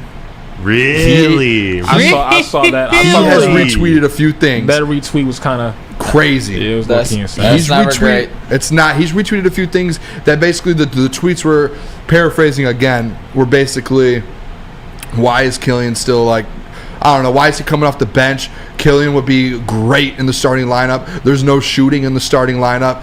And basically, I think it's just more so of him saying, hey, my son should be in the starting lineup over Killian Hayes. Yeah. That's how I take it.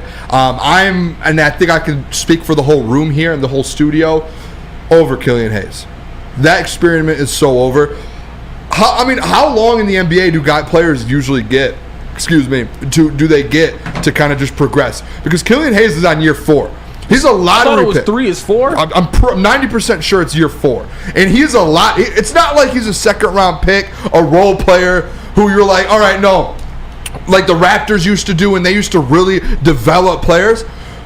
That man was a 7th overall pick 4 years ago for the Detroit Pistons and has not even became a great role player. It is time to pack the man's bags and ship him out of Detroit somewhere else. I don't even know in a trade what someone in the NBA would want to give up for Killian Hayes right now. San Antonio. No clue. Yeah, but what are you going to get? I don't know. The semi-pro? Give us a, I don't know. Flint Tropics? Jackie Moon. Like, yeah. I don't know. I want someone just to come to reality with me, because there's people that, and when Jaylen was going at Twitter wars with people on Twitter about Cade Cunningham, and people going at Cade Cunningham instead of Killian Hayes. And I'll tell you what, I've done 1 million scouts in my life at high levels.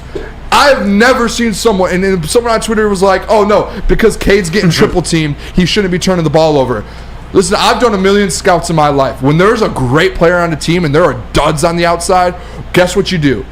You leave the duds. You literally call them duds. That in our scouting reports, it was duds. Sag off them. Let them shoot. Get into the paint and go triple team guys. Saginaw Valley, they were called duds. That's Killian Hayes is 12% 3-point percentage right now. Those were duds on the scouting report. And for someone to go, and Jaylen, after this, I'll let you go. When someone to go on Twitter about Cade Cunningham having turnovers because he's getting triple teamed, and them saying that it is like offensive line not blocking and blaming the running back for fumbling the ball, whatever that comment was, ridiculous. Cade Cunningham, if you get triple teamed, I would love to see you get triple teamed and not turn the ball over in the NBA. These are real defenders. These are legit dudes. Jaylen, I got to calm down. I'm sorry. I just got going. Jaylen. Oh, hell yeah. Hey, you know me. I'm not going to lie. I'm going to keep it real. I might have asthma I'm not now. here for the clickbait shit, on Twitter I be seeing, but I seen some things talking about Cade, being a disappointment because he can't keep the ball. He gets in foul trouble, which is fair. I understand that. But to be a disappointment in 5 games, he dropped 30 points twice, right? I think so like that. He's a one bad game. And your backcourt mate is a Guangdong Tiger from the CBA. Like, how is Killian Hayes even, in the starting lineup? It makes no sense. It's crazy. I don't care if it's, his defense. His defense does not clear everything else. We need scoring. We don't have Bojan. We don't have Monty Morris. We don't have Isaiah Livers. Nobody's on the outside. If Cade gets triple team, who's getting the ball? Asar doesn't have his shot yet. Stu can't, tween Hezzy to the rim. He's 6'9". You know what I mean? So Killian Hayes, I just don't understand it. I don't like it. I don't like him. I just don't understand how he gets playing time over Marcus Sasser, who came in and his plus minus was great. Marcus Sasser was doing pretty good. Ivy was too. So for me, it's just like Killian Hayes. They're blaming Cade for Killian's fault, and his teammate should be working somewhere down the street in Birmingham. It makes no sense. I don't like that shit, dude. Can I hit a couple stats here real quick, fellas? Yeah, let's compare Killian Hayes and Marcus Sasser's stats real quick. And this is. I don't have the per 48 or whatever it is, but let me just say this. Killian Hayes is playing 27 minutes a game through the first 5 games. 27 minutes a game. He's averaging 6 points, 3 assists, and 2 rebounds. 6, 3, and 2. Remember that number. Someone remember that? 6, 3, and 2. 6, 3, 2. In 27 minutes. She fine. In 27 minutes. Marcus Sasser, 12 minutes a game. Chop 27 and a half plus some. He is averaging 5 points, 2 assists, and 2 rebounds. He almost is right there with Killian Hayes, and half of the time, and he's shooting 50% from 3, and Killian Hayes is shooting 23%, 20%. It's 27% from the field. It's crazy. Blasphemy. And half of the time. Nick? Yeah, this is just a horrible, I guess Monty, we pay him the highest paid coach in the league for a reason. We're supposed to have faith in Monty. I think every single Pistons fan that does not have a hard-on for Killian Hayes, a couple people in the media, Jaden Ivey is getting 20 minutes a game, and Killian's getting 27. You know what Jaden Ivey's shooting from 3? 42%. What does Cade need around him? Shooting from deep. Killian's shooting 23%. He's shooting 20% clip better. Then it's just, this blows my mind. We have to see Killian again for another year, and Jaden Ivey's development is taking a huge tank for it. I have the utmost faith in Jaden Ivey to be a great player in this league. We already seen what Killian can do. Get him out of here. Broder, you got anything on Killian? No, I tried to hold off as long as I could on him being an actual piece for this team, but I think it's pretty clear he just doesn't have it, or at least doesn't have it yet on the timeline that we need. We need to find out about this team, whether this team can make a playoff run, make it to the playoffs this year or not. That's a whole other story. We need to find out what this team is made of and who are going to be those core pieces of the future, and it's clear that Killian is not it. I say trade him to San Antonio just because he seems like a good kid, and San Antonio does great with international players. He can play with Victor. I don't know. You're right. What can we get back from him? I don't know. He should go back to school. How about that? He is only 22. He should go finish school and get a degree. Maybe I feel bad. J.R. Smith just got his degree. NCAT, there we go. Yeah. Yeah, I feel bad because I've spoken with Kool-Aid and Killian's a good person. Yeah, off the court, great person. His family's great. I know his family's in Detroit. I'm pretty sure his dad and Kool-Aid's told me nothing but good things about Killian Hayes. But there's just a line to draw. There's a time where it's at some point you have to move forward, and if you want to win games and be competitive, you can't just keep doing the same thing and being like, and Monty can't. It's just maybe things will turn in the next couple games. I don't know, but there are the signs to it. You're in year 4 as a 7th overall pick. It's tough to for someone to wrap the head around. Yeah. Can we talk a little bit more positive though? I want to bring up 2 guys real quick. Bring them out. Please. Yeah, I want to talk about Ausar Thompson and Jaylen Duren. First of all, Ausar Thompson's in the race right now for Rookie of the Year. Yeah. He has been elite. I have his stats here. He is averaging 10 points per game, and things are going to change tonight because I think he's scoring a little bit more tonight. 10 points per game, 10 rebounds per game, 4 assists per game, 2 block shots, and basically a steal per game. That is insane for a rookie. Almost averaging a double-double. He's you know what's crazy to think? He's one of the best defensive players in the NBA right now as a rookie. 5 games in. Yeah, you see that picture, Booner? Which one? But the blocks and rebounds and who he has more than? No, I didn't see that. He's clearing Rudy Gobert, Bam. He's clearing the top defenders in rebounds and blocks. I'm gonna find it. I'm gonna look for it. Those are dudes that have won defensive player of the year the last 2 or 3 years. Multiple. And if he keeps doing this in the way he's playing, and this is why I wanted to bring Jaylen Duren into it as well, is when you look at the rebounding side. On the offensive rebounding side with these guys, Jaylen Duren right now is the 2nd in the league with 5.3 offensive rebounds a game. Ausar Thompson, as a rookie, 4th in the league in offensive rebounds per game at 4 offensive rebounds a game. A 4. A rookie, a wing. I don't know. Where you guys at with Ausar? I think Ausar is No, I love it. Remember that hot take I had a couple weeks ago before the season saying Ausar's the number 2 guy on this team? I think him and Jaylen Duren are right there. They're 2A, 2B. The defensive rebounding is important too, because you think a young team trying to figure out their identity, figure out what they're going to play like, controlling the defensive glass, not letting the maybe more talented, more superior teams get second chances, get second chance points. That was a huge problem in the past, even with guys like Andre Drummond, even with whoever we had the last couple of years. The defensive rebounding is such a key asset, but you're right on that offensive.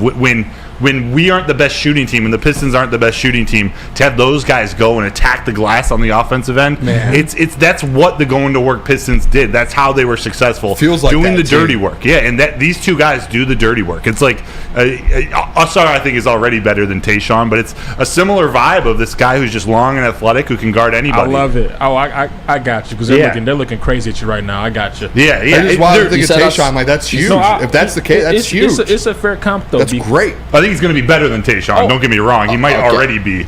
But just in terms of what he can bring to this team as a small forward, you can have him guard 1 through 4, maybe 1 through 5. No, I agree with that. I think Broder's point is not far-fetched. Tayshaun's rookie year wasn't, like Ausar's. We were still 1 year away. But Ausar Thompson, I used to talk on Woodward Pistons Kool-Aid, Ausar Thompson was the perfect guy to come here. We had Jarrett Walker, stuff like that. Ausar Thompson can do it all. His shot's not there yet, which is okay, but he does so good much. Mechanics. It's kind of perfect. It's like Killian, right? Ausar Thompson can clear out more empty boxes and check marks than Killian Hayes can off that shot. Ausar Thompson is aggressive. He still shoots it, even doesn't have the shot, but he's going to keep trying. He's going to hustle. And Duren, you've seen him at Memphis. He was a grown man at 18, 17 years old. Getting Dwight Howard comps, and it's he doesn't even have a jumper yet. He can probably get one, but he's 19. Him and Ausar Thompson are the exact same age. Ausar Thompson's older. You know that, right? Yes. Wild. He's Jaylen Duren's 19. Yeah, Thompson's older. It's crazy, bro. I could guarantee you, too, Jaylen Duren gets a mid-range jumper within the next year. Yeah, he will add that to his game. They both have good mechanics and are good. Their hand-eye coordination, they're coordinated.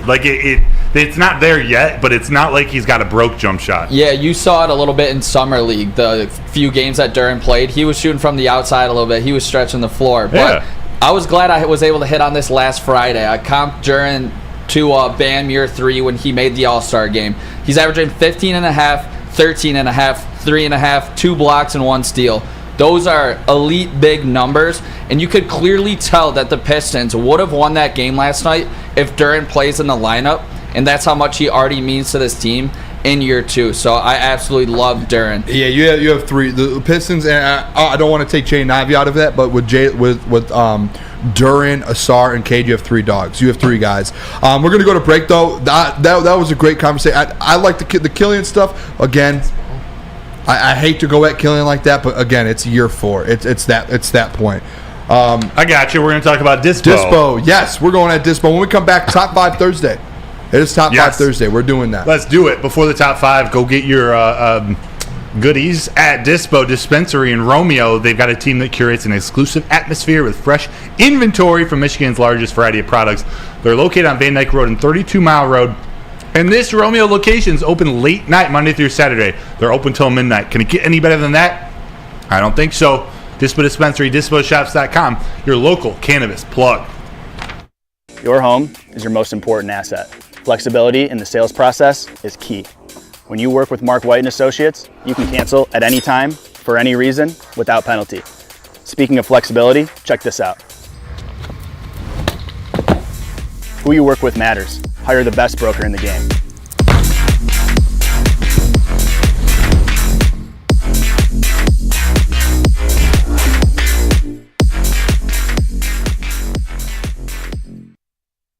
How would you like to win not one, but 2 vehicles of your choice? One for you and one for your wife, your girlfriend, or your best bud. Get to Lady Jane's today for an award-winning haircut and automatically enter for your chance to win. Courtesy of Les Stanford Buick GMC of Ferndale. Lady Jane's, open 7 days a week, walk in anytime. It's wicked awesome.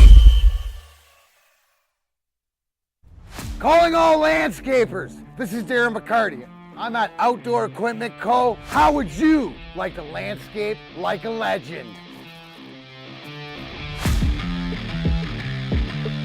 How about a bad boy zero turn? And even a chainsaw.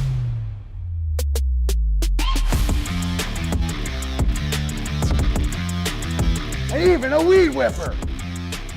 Whether you landscape for your job or landscape for fun, get all your equipment from Outdoor Equip Co., the official equipment provider of Woodward Sports. Michigan grown, family owned. OutdoorEquipCo.com. How would you like to win a 100K Vegas getaway? You can take your friends to the city that never sleeps. It's the Cintron Energy. Drink it and live it. Purchase a 24-pack today and win at drinkcintron.com/Vegas or buy Cintron at your local Meijer store. Cintron, the healthier energy drink with great taste, look good, feel great, and be the best version of yourself at Cintron. drinkcintron.com/Vegas. Vegas, baby. Vegas, baby. All right, welcome back to the Woodward Sports Network. It is Woodward Nights with Booner and Broder. Appreciate you all locking in with us tonight. Pistons are down at the moment. I believe the Red Wings have a loss, or it's at the end of the game. They were down 2-0 off an empty net. Yeah. In the Thursday Night Football, I believe it's 10-7 still. So make sure you guys hit that like button. 10-10? Yep, Andrew Jones, 10-10, Thursday Night Football game, 1:30 left in the half. There it is, right there. There's your update from around all the leagues there. We appreciate you guys. Hit that like button if you haven't already. Top 5 Thursday. It's that time, Broder. We are doing this Thursday. We are doing the top 5 Detroit Lions players that will not make the Pro Bowl. So the reason we said it that way is basically it is your top 5 role players on this Detroit Lions team. So take away guys like Amon-Ra St. Brown. I almost even say I don't want to. If I have them, you'll dispute it. Okay, yeah, I'll dispute it. Penei Sewell, off. Some of these big names, C.J. Gardner-Johnson, off. Some of these big names. He's going to get hurt, but Penei, we expect to make the Pro Bowl. Amon-Ra St. Brown, expect to make. These other guys on the fringe. Johnson isn't like a role player. Like those type of guys, off. We're talking about these role players, these maybe fringe Pro Bowl players, maybe not. I went where it was like guys that probably won't make it at all, but they are elite and they've helped this team out way more, and they deserve some flowers. Like the one and only Corbin and John Kaminsky type player. Yes, guys like that, which he did not make my list. Spoiler alert. All right, Broder, start us off with number 5. And we did say this in the chat as well. If there's a player on here you think could go to the Pro Bowl, or a player that you're like disputing, like, hey, no, he shouldn't be on the role player list, he is at the top of the team, let us know, because I'm going to go at Broder. He's going to come at me if we have a player like that. Yeah. Broder, start us off. My number 5 is Alex Anzalone. Linebacker, Alex Anzalone. He's a captain. He's had a huge season. He has the potential to be in that Pro Bowl conversation. I just think linebackers, man, it's so tough. It's so tough that from the look of your face, you're probably on your list, if not number 5. I'm going to say I did not make my list. Oh, okay. But the reason is it's out of respect. I think Alex Anzalone is having a Pro Bowl year. He is, and I think he makes it. So that's I left him off my list. Yeah, okay, fair. And I think those are the nuances of what we're doing here. Like, I do think he's having a Pro Bowl year. I just think by the end of the year, he's going to be just off. There's just so many really good linebackers. We'll see. I hope he makes the Pro Bowl. Don't get me wrong. The dude deserves it. If he plays at the pace he is right now, he makes the Pro Bowl. I'll just say that, especially on the defense he's on. Who's your number 5, Booner? My number 5 is, we talked about him in a previous segment about making the Pro Bowl. Graham Glasgow. Okay. I'm going Graham. I know I haven't named Taylor Decker as the third. I don't think Graham can or will, because he's kind of moving around on that line. He's the backup. So some games he might not play, but recently he's been playing. He has been a pivotal piece to this offense and that offensive line, the number 1 unit in the NFL, and he has been a big reason why. Yes. So I'm going to go Graham Glasgow at number 5. So at Anzalone at number 5, you had Glasgow at number 5. Yep. Who do you have? Let me go number 4. Yep. This is bordering the stardom. This is bordering that tier. I'm going Aleem McNeil. Aleem McNeil. I think he's playing great. I don't know if he's elevated himself to Pro Bowl yet. I think he's headed that direction, and I think he might be in consideration. But I think, again, there's some really strong DTs out there. I mean, we're talking the Quinnen Williams of the world. I got to think NFC, but yeah, he's AFC. Lee McNeil. I think he might just miss that list. Hey, what do you think about that? Or what's your number 4? I want to see here real quick, because I think Aleem McNeil, I didn't put him on there. I'm going to throw that out. That's another guy that in my head, when I looked at it, I was like, he's going to be a Pro Bowler. Cool. He is the 8th best defensive tackle in the NFL per PFF right now. Right on the fringe. He's right there. He's better than Vita Vea. There's guys on there. Christian Wilkins, he's better than some of these dudes. He's right up there, like Chris Jones is number 7 on this list. Wow. And he's 8. So I think Aleem McNeil's right now almost playing himself into a Pro Bowl season. I left Aleem. I like that pick, though. I left him off. Again, like I said, I went deeper in the depth chart, and you kind of went on the fringe. So we're getting a little taste of both worlds here. By the way, keep putting your guys in the chat. We're going to read them all maybe at the end, or this is going to go into the 940 segment. So we're going to include your choices in. I see some really good ones. We're going to do a couple more. We'll go to break. When we come back, we're going to continue this. But give me number 4, then we'll go to break. Number 4, a safety. Do it. A rookie. Brian Branch. Brian Branch, most likely at this point, missing a couple games. He was to start the season on track to be a Pro Bowler. Definitely. Like, he was one of the best safeties in the league at one point. Obviously, that safety position is stacked. And as a rookie, missing a couple games, he hasn't, the last few games, his name hasn't been out there a ton. But I put him as the 4th best kind of role player on this team right now. He's got to compete with Byard, too, who comes over to the NFC. Yeah, so it's tough for him. There's a lot of guys out there in that safety position. But I'm going to go Brian Branch, number 4. I love it. Let's go to break. Let's come back. We'll do our top 3. Top 3s, that's big. I thought you were going to go Tracy Walker, by the way, who just missed my cut. He's playing really well. Maybe he's in my top 3. We'll see. This one's see you this time. It is. This big one, boy. Baby. If you guys want to go get some dinner, if you guys want to get some lunch, maybe some breakfast, whatever you want to do, go over to Big Boys. Burgers and chicken sandwiches, they are taking over. Try the best cheeseburger, or right there on the screen, the new pretzel bacon cheeseburger. If you want some chicken, try the Dolly chicken sandwich. Bob's hot chicken sandwich right next to me there as well. Once you get some fries, upgrade them. Chili cheese fries, loaded baked potatoes fries. Unbelievable. Get those. And at the end of the day there, when you're all done, grab the dessert, indulge in the Big Boys Reese's Chocolate Peanut Butter Thunder Cake, satisfy that sweet tooth with the funnel cake fries over at Big Boy. Yum.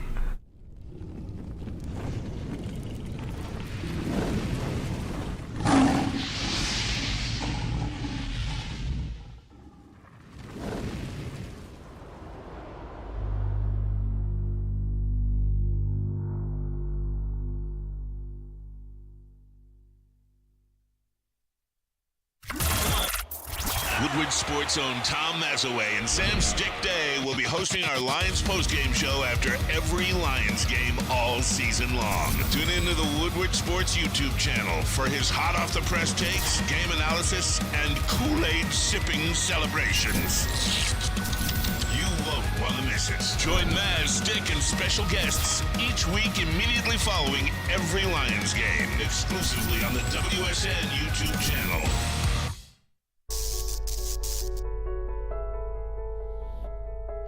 We've just received word.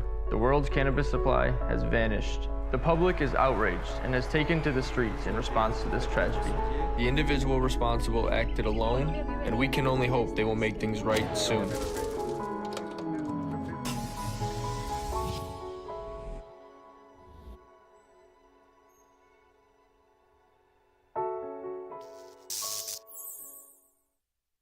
Five Iron Golf, downtown's newest sports bar. They got 13 TrackMan simulators, certified instructors, and a full bar and restaurant. You, too, can compete nationwide for a chance to win a trip to the Dominican Republic. Just bring a foursome or sign up as an individual to be placed on a team at 5irongolf.com. Use code Woodward10 for 30% off the league. Again, do so at 5irongolf.com.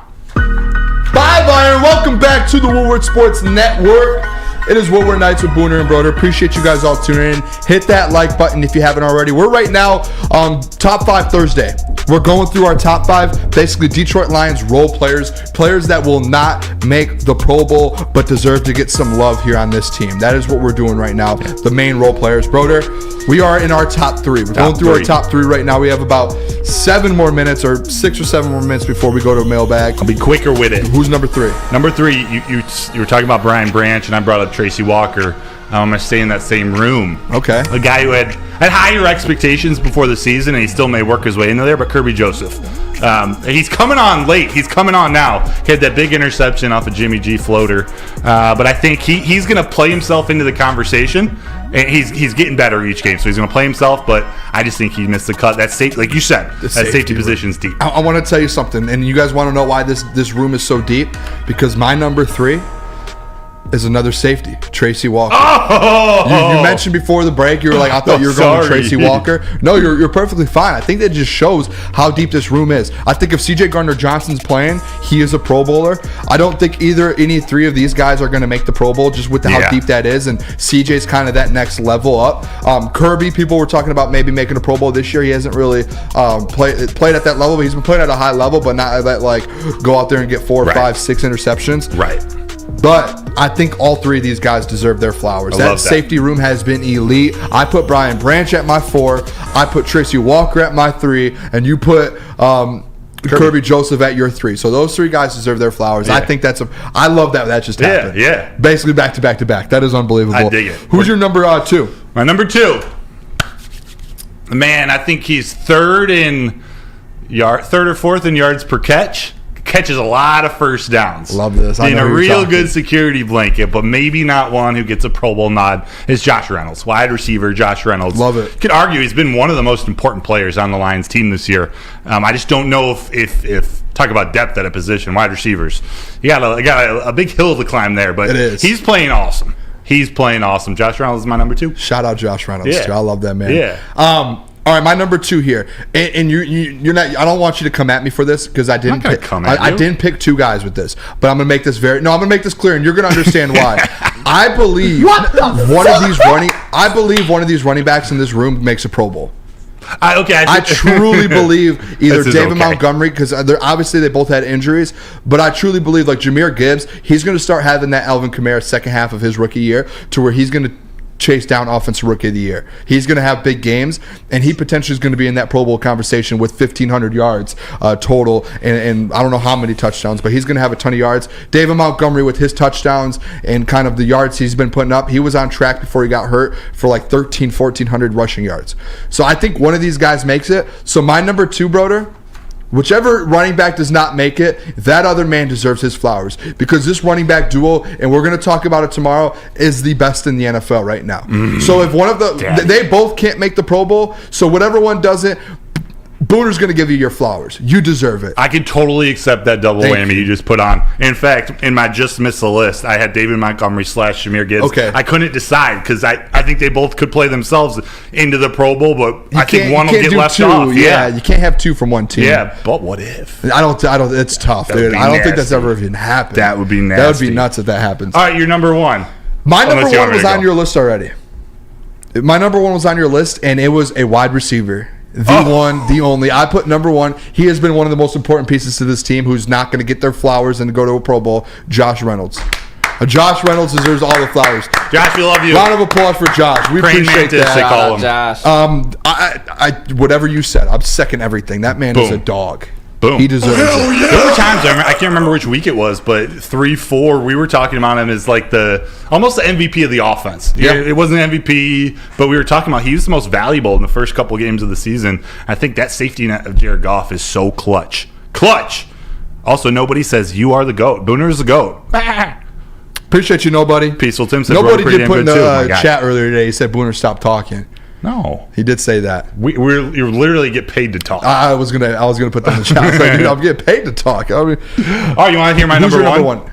Brace yourselves. Brace yourself for takeoff. This one, I think this is a name that Matt's like. There are people in the chats named Matt that like Cameron Sutton. Oh, I love that. Cameron Sutton, cornerback. Dude, this guy's playing out of his mind. He doesn't get the love nationally, but he's been as important as anybody to this defense. Cameron Sutton, right. He's a lockdown. Do they throw to the wide receiver number ones on the teams that play the Lions? No, they don't. It's because Cameron Sutton's locking them up. He's been consistent. He's been a good tackler in the run defense. Cam Sutton's as good as it gets. He's definitely the best signing.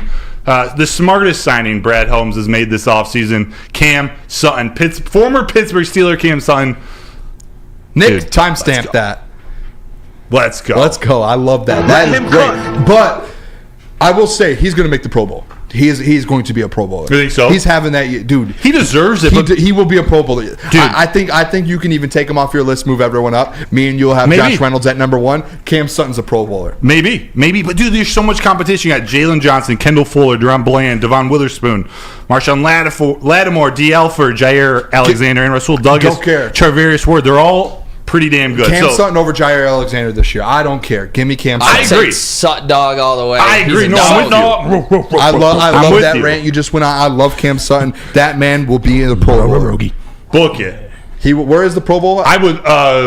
It's not Hawaii anymore, is it? No, it's not. I think it might change every year now. Oh, they should have it in Detroit. I want to guess Vegas for some reason. I think it's Vegas every year now. Yeah. That they're going to do it and have the. But the Super Bowl's there. No more Hawaii? No, that's been gone for a little bit now. I think they might do Vegas every year now, and I think it just happened that I think they did Vegas last year as well. I think it just happened the Super Bowl fell into Vegas this year.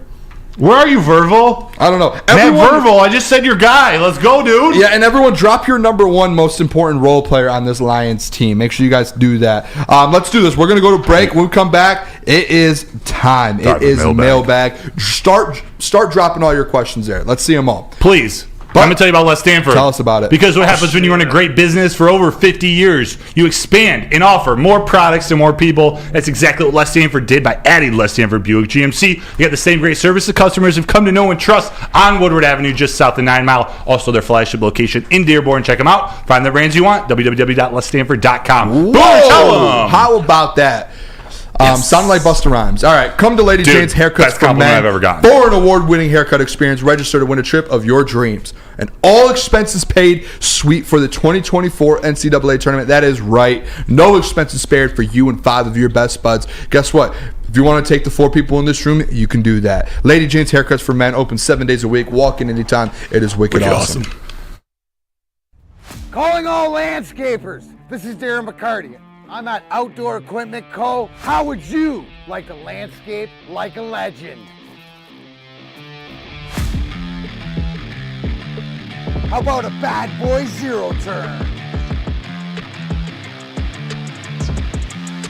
And even a chainsaw.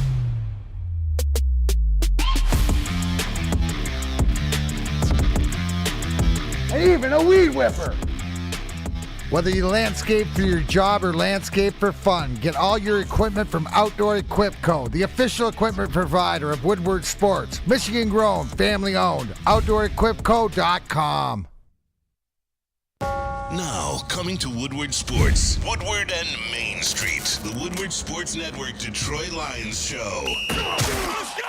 Catch Gabrielle D. Phillips, Matt Broder, and Terry Foster for all the latest news on your Detroit Lions every week. Only on the Woodward Sports Network YouTube channel and woodwardsports.com. Your home is your most important asset. Flexibility in the sales process is key. When you work with Mark White & Associates, you can cancel at any time, for any reason, without penalty. Speaking of flexibility, check this out. Who you work with matters. Hire the best broker in the game.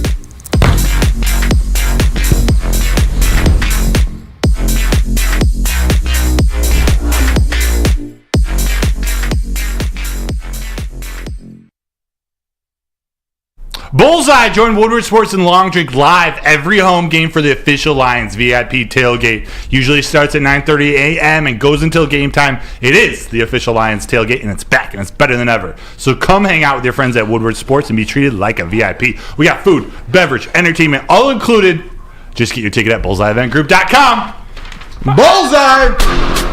All right, it is the final stretch, final segment. It is Woodward Nights with Booner and Broder on the Woodward Sports Network. We appreciate all of you guys, every single one of you guys, for tuning in today with us. Make sure you guys smack that like button. We're at 73 right now. If we can get it up to 100, let's get it up there and let's keep this thing rolling here. Tell a friend about the show. Share it around. We are getting into it, though. It is mailbag.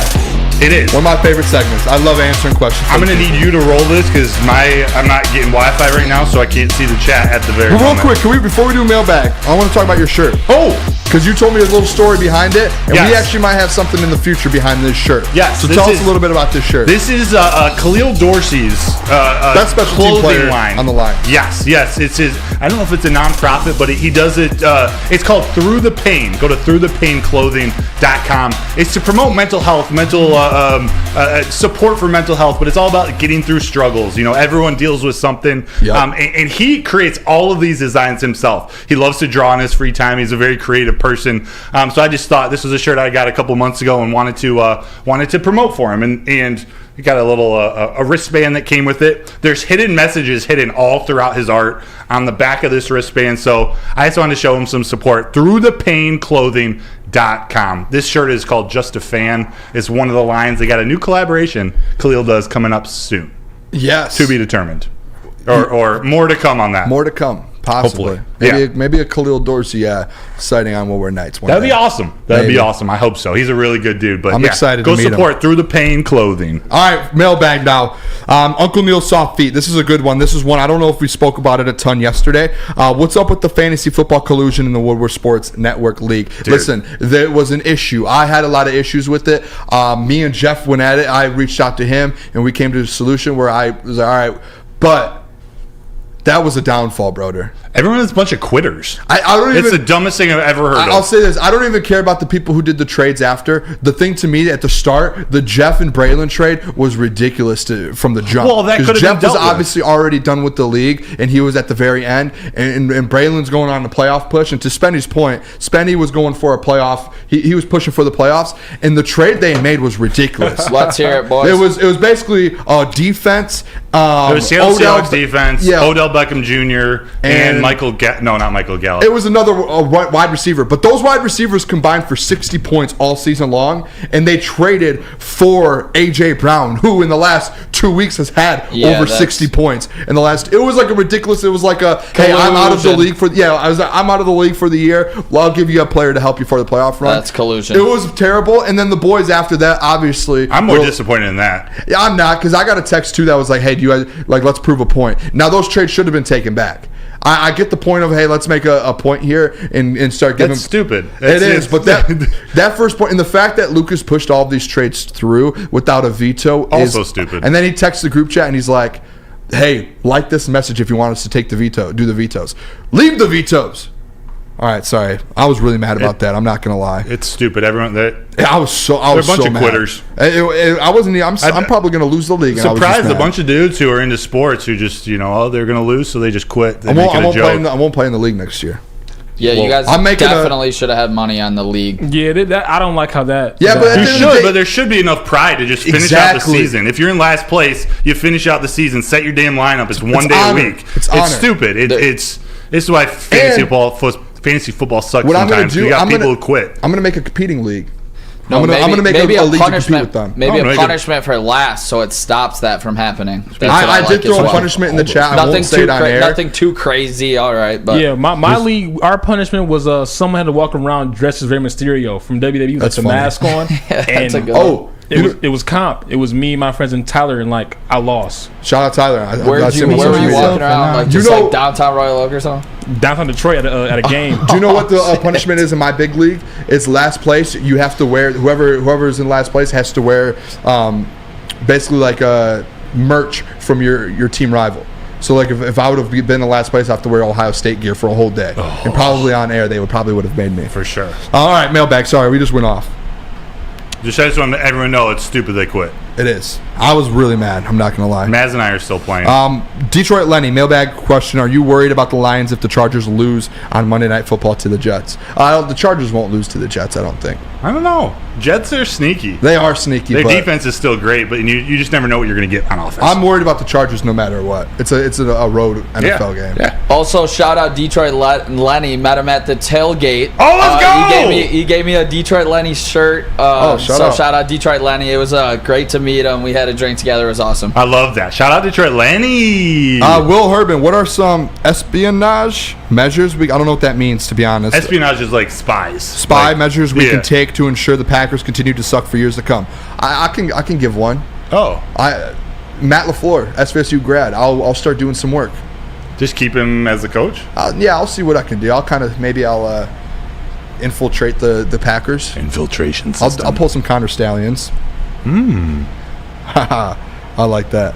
All right, let's see. What else do we have here? Oh, no, my chat just went all the way down. Look, I got what you guys need? I'll look. What do we have here? Let's just see. A lot of people are just saying, no honor, Jeff. No honor, Jeff. No honor. No honor. Let's not just blame Jeff. That's not Jeff. It is the whole. But a bunch of people quit. It quit. It was right here. It was like an avalanche. It was like Mount Everest, and then the avalanche happened, and every single player just went down. I even had some texts about getting rid of some of my guys. Yeah, everyone did quit. It was over. Almost everyone. I will not play next year. I will make my own league. It's just sad.